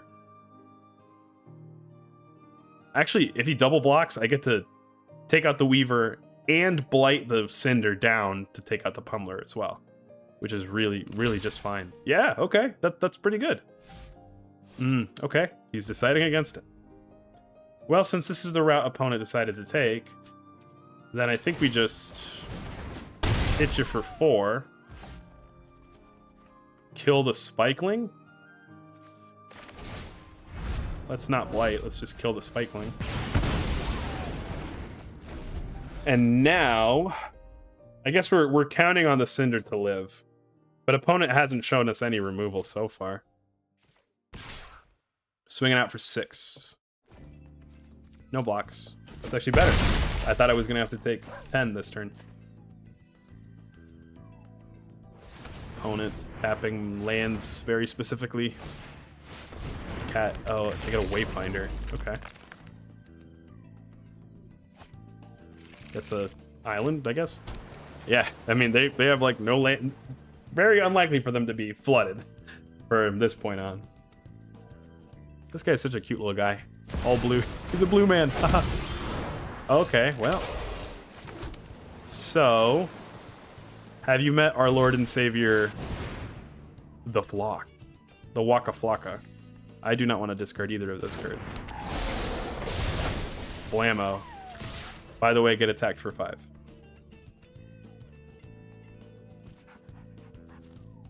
This is actually so perfect because now This costs a solid 7. And opponent's hand is full of green cards. I mean, yeah, he'll probably be able to buy something back with the Weaver, but this game isn't about value anymore. Not with this attack. Yeah, yep. Opponent does have 6 mana, so playing a land here will get him up to the 6/5. I guess he doesn't have it, though. Bloom Tender. Really cool card for EDH. I don't know about other formats, though. Psychic Pyrrhic Strike. Okay. Destroy a creature with mana value of 3 or greater. That's too bad. Let's keep applying pressure.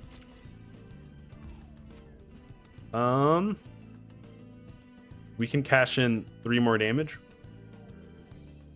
Or go wide. Or go tall. We have more interaction in the deck. And I think we need to draw towards it. And this thing is going to draw us towards it faster. So I think we're just going to deal him 5. Play our 6/5.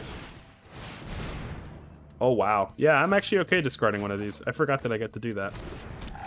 And there's our answer for their 7-drop. Oh, my God. Yes. Yes! Rewarded. So opponent can now cast this guy. It takes up most of his turn, though. Kithkeeper. Makes a couple 1/1s. That doesn't seem that good. Especially because it gives us the turn here pretty much to cast the Shun Striker. I don't think these guys are all that relevant anymore in this game. A land isn't better, though, but well. Oh, right, I get to draw more cards. I am pretty sure we're supposed to pressure you like crazy. I guess he gets to eat this 3/3, but I get to eat your 1/1s. Yum, yum, yum, yum, yum.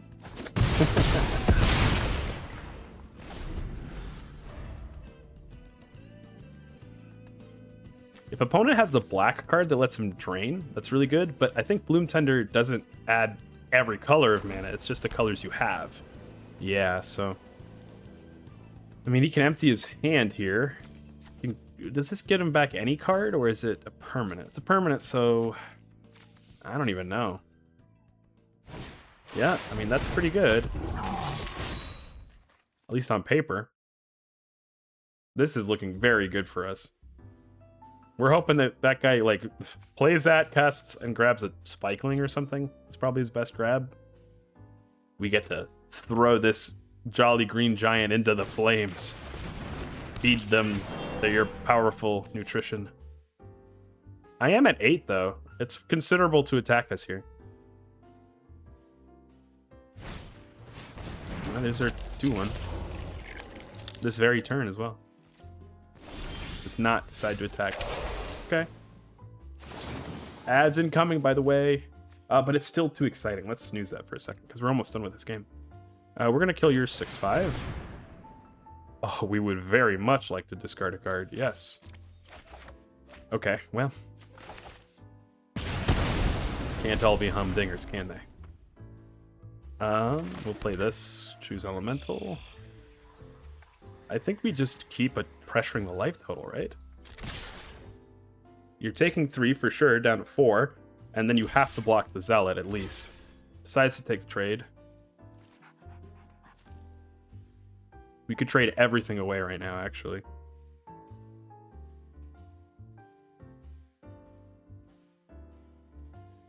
I think that's what opponent's considering. Yeah. It's like, what if I trade everything instead? Or just trade things to keep the 3/3, but then I keep my 6/5. That seems dicey, opponent.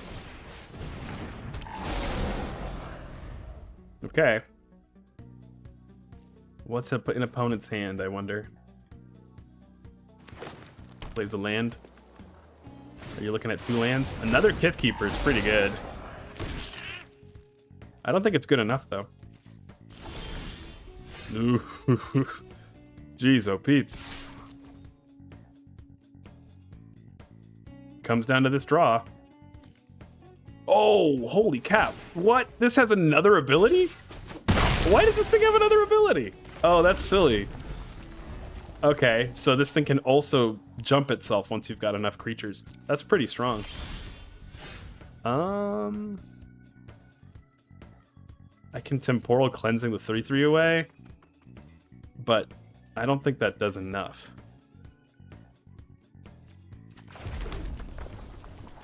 Wow.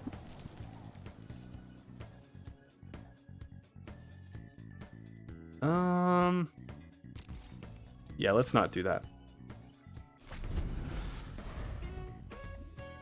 That's awkward. Does he try to go for it? No.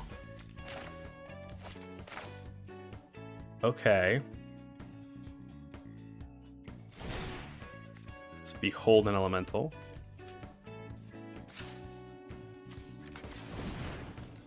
Right there. Okay.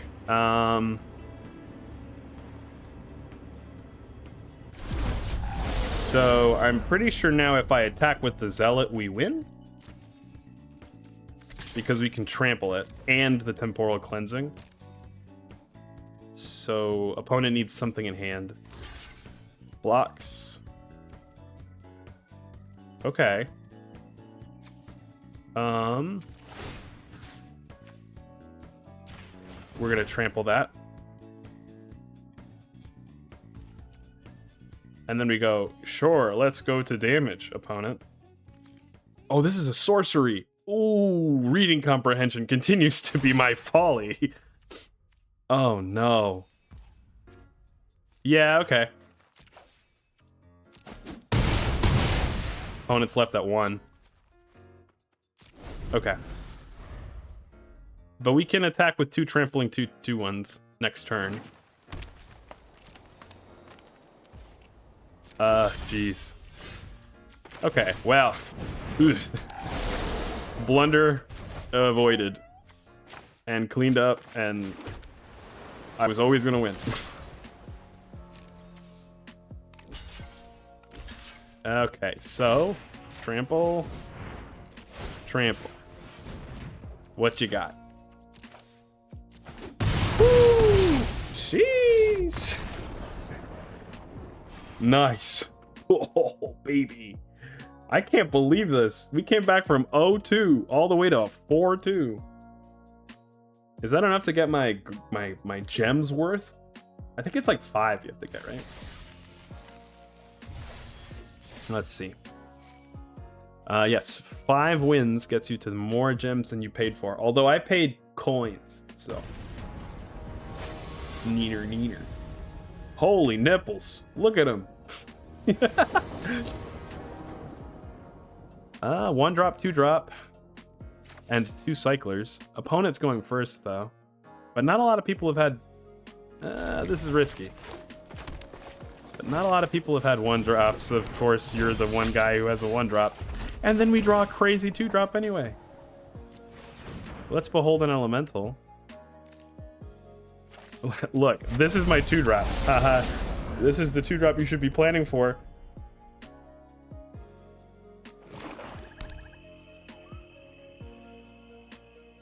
Are you gonna kill my 2/1? Pay 2 mana to kill my 2/1?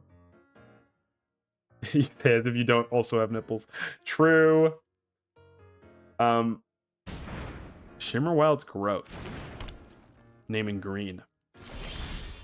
I guess opponent decided to take the turn off. That makes this turn pretty easy. Boink. Hit you for 2.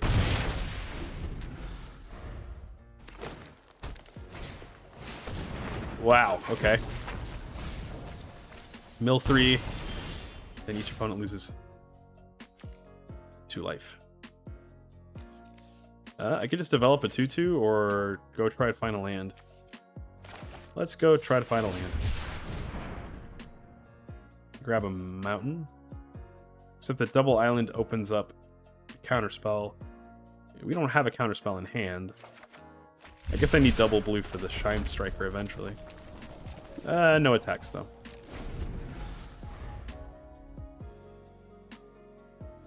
Dang. This hand is awkward.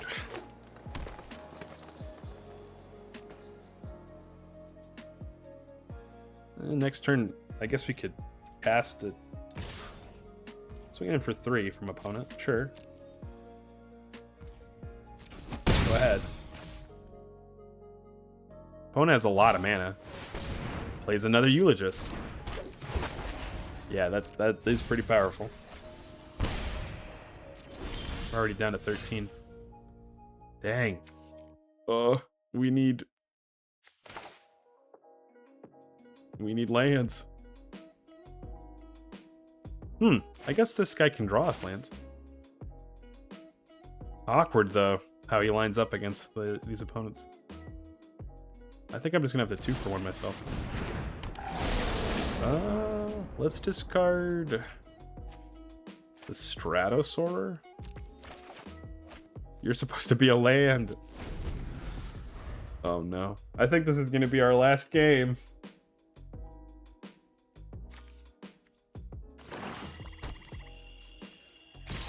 Opponent attacks with both. Oh, let's see if we get blown out here. If he's got a trick, it's just like lights out here. It looks like it. Yeah, that sucks. I mean, even bouncing that to hand is still like not good for us. I guess we're technically initiating a race. No, we don't want to race. We want to like be able to trade into that. I think we're doing a pretty good job of fighting an opponent that's had an actual curve where we've been stuck on 3 lands. This is such pretty art. Evan Fong did such a fantastic job here. How many cards do they have left? 19? They've been milling every day. Every day they're milling. I have a creature.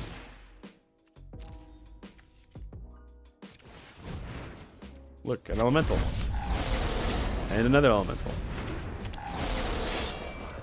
I could still temporal cleansing one of them, but I don't really want to. At least this way they can't keep casting and doing damage over the top. Is there like a graveyard ability in there somewhere? Not really. They must have something in hand. Next turn, we can feed one of those to the flames. And then things start looking up for us. Turn target creature card from your graveyard to the battlefield. If it isn't your main phase, Blight 2. Gets a 4/4 back. Passes. Even Sunderflock isn't that good against this board. I think we just kill your 4/4. Oh, we can discard a card. Yeah, let's discard the cleansing. It doesn't do anything here. Nice. Oh, I'm really feeling that not looking for an island. Oh no. Please don't let it come down to that. Okay.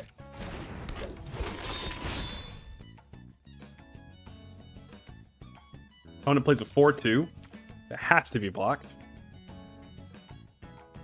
And buffs elves up whenever it attacks.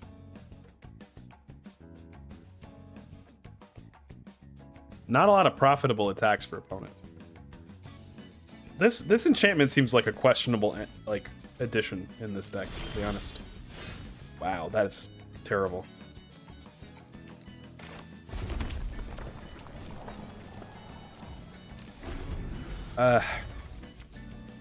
I can't believe it. If we had grabbed an island... Oh no. We would have been able to cast a Shine Striker there and really turn a corner. Or even the Sunderflock and just attack for 1 billion.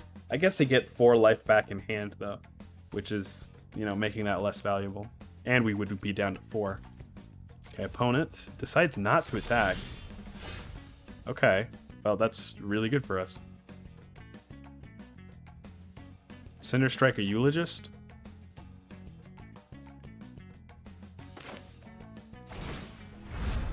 I think we Cinder Strike a Eulogist. Light onto the 2/2. And, no attacks. Island waiting room. We're in the island waiting room. Like we're on an airplane. 2/2 with lifelink. Oh, baby. Now that is good. Okay, I think this is worth it. We're not discarding ever. Ouch. Ow. He just conceded. Holy cow. The sheer aura of our elemental duck. Oh my god. I love it in the island waiting room. They never make you wait too long. How? How have we pulled this back? This was a 0-2 deck, and now we're at 5-2. Holy cow. That, again, that's like the 5th win that we've gotten from that duck. Holy crap. This better be the last one. I want to go to sleep. And I'm running out of throat coat. So my throat's all dry and uncoated, like a salted snail. Anybody eaten snail in chat before? I can't say that I would like to be honest. Bom, bom, bom.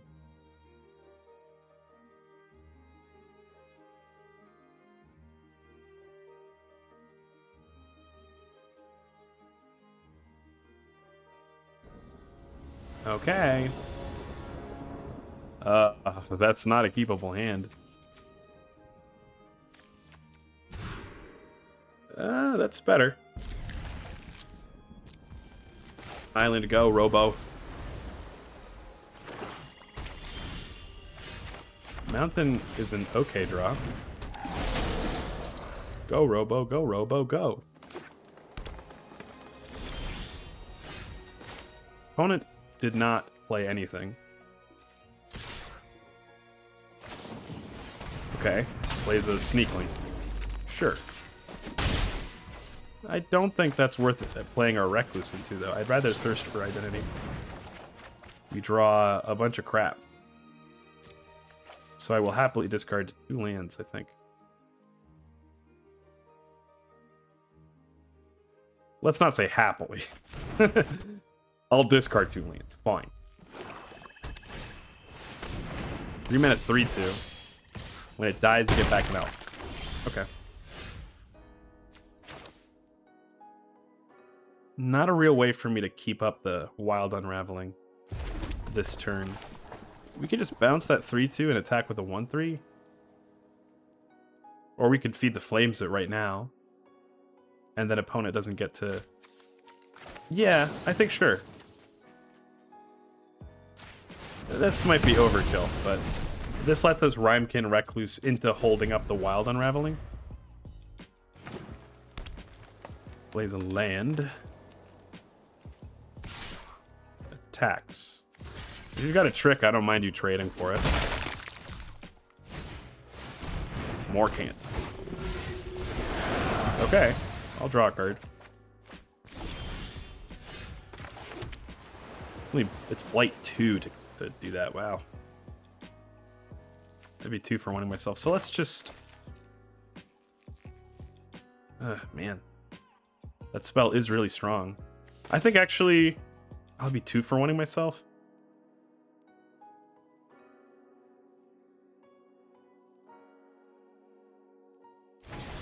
But otherwise he just gets free Blight all the time. I think this kind of sucks, but opponent probably, yeah, honestly, that's okay. I don't love it, but sure.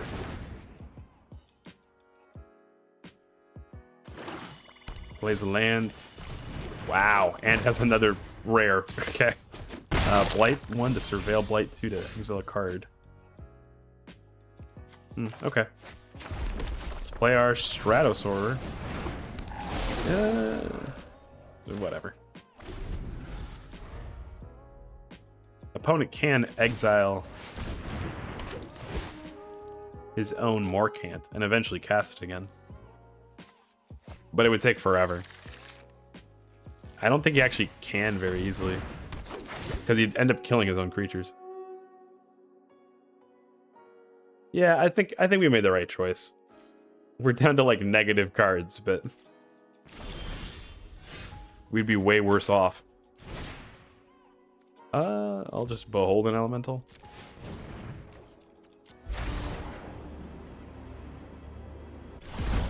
We will hold on to this island. Okay. What you got, opponent? What you got?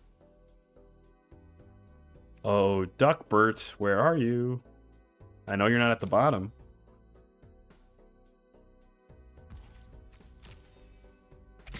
Swings in with 3-1, a 3-2, and a 2-2.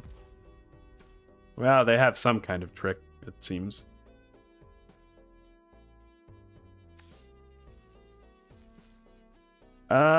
I guess let's force him to have it. And do it something like this.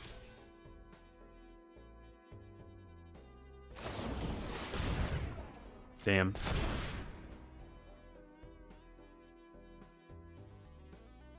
Still just taking a straight up trade here? Okay, that's not bad. Get to surveil one. Oh, there's cool sleeves as well, Golbez. Oh, that's really bad.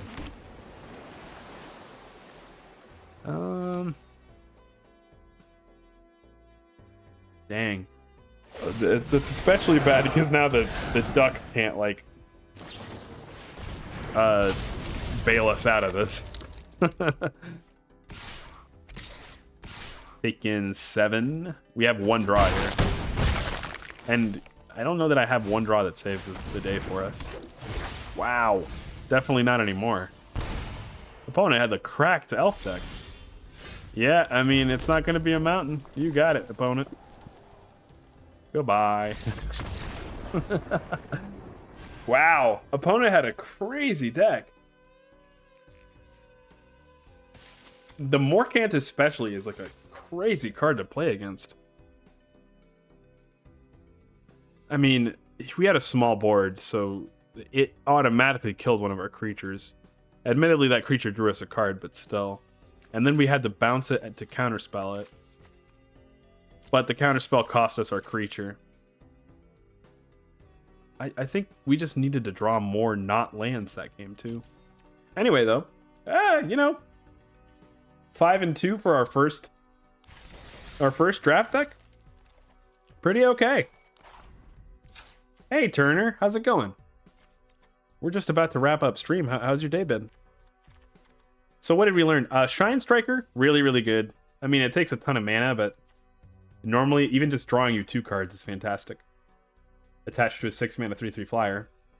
Sunderflock, also pretty good, but probably not worth building around. Unless you're already elementals. The Recluse is cracked. We already knew this. Cinder Strike is good. Soulbright Seeker is good. Feed the Flames is not so great. Temporal Cleansing is not an instant. Played VR chat for the first time. Whoa, that's dope. What model did you use? And did you meet any freaks and weirdos? Pretty cool.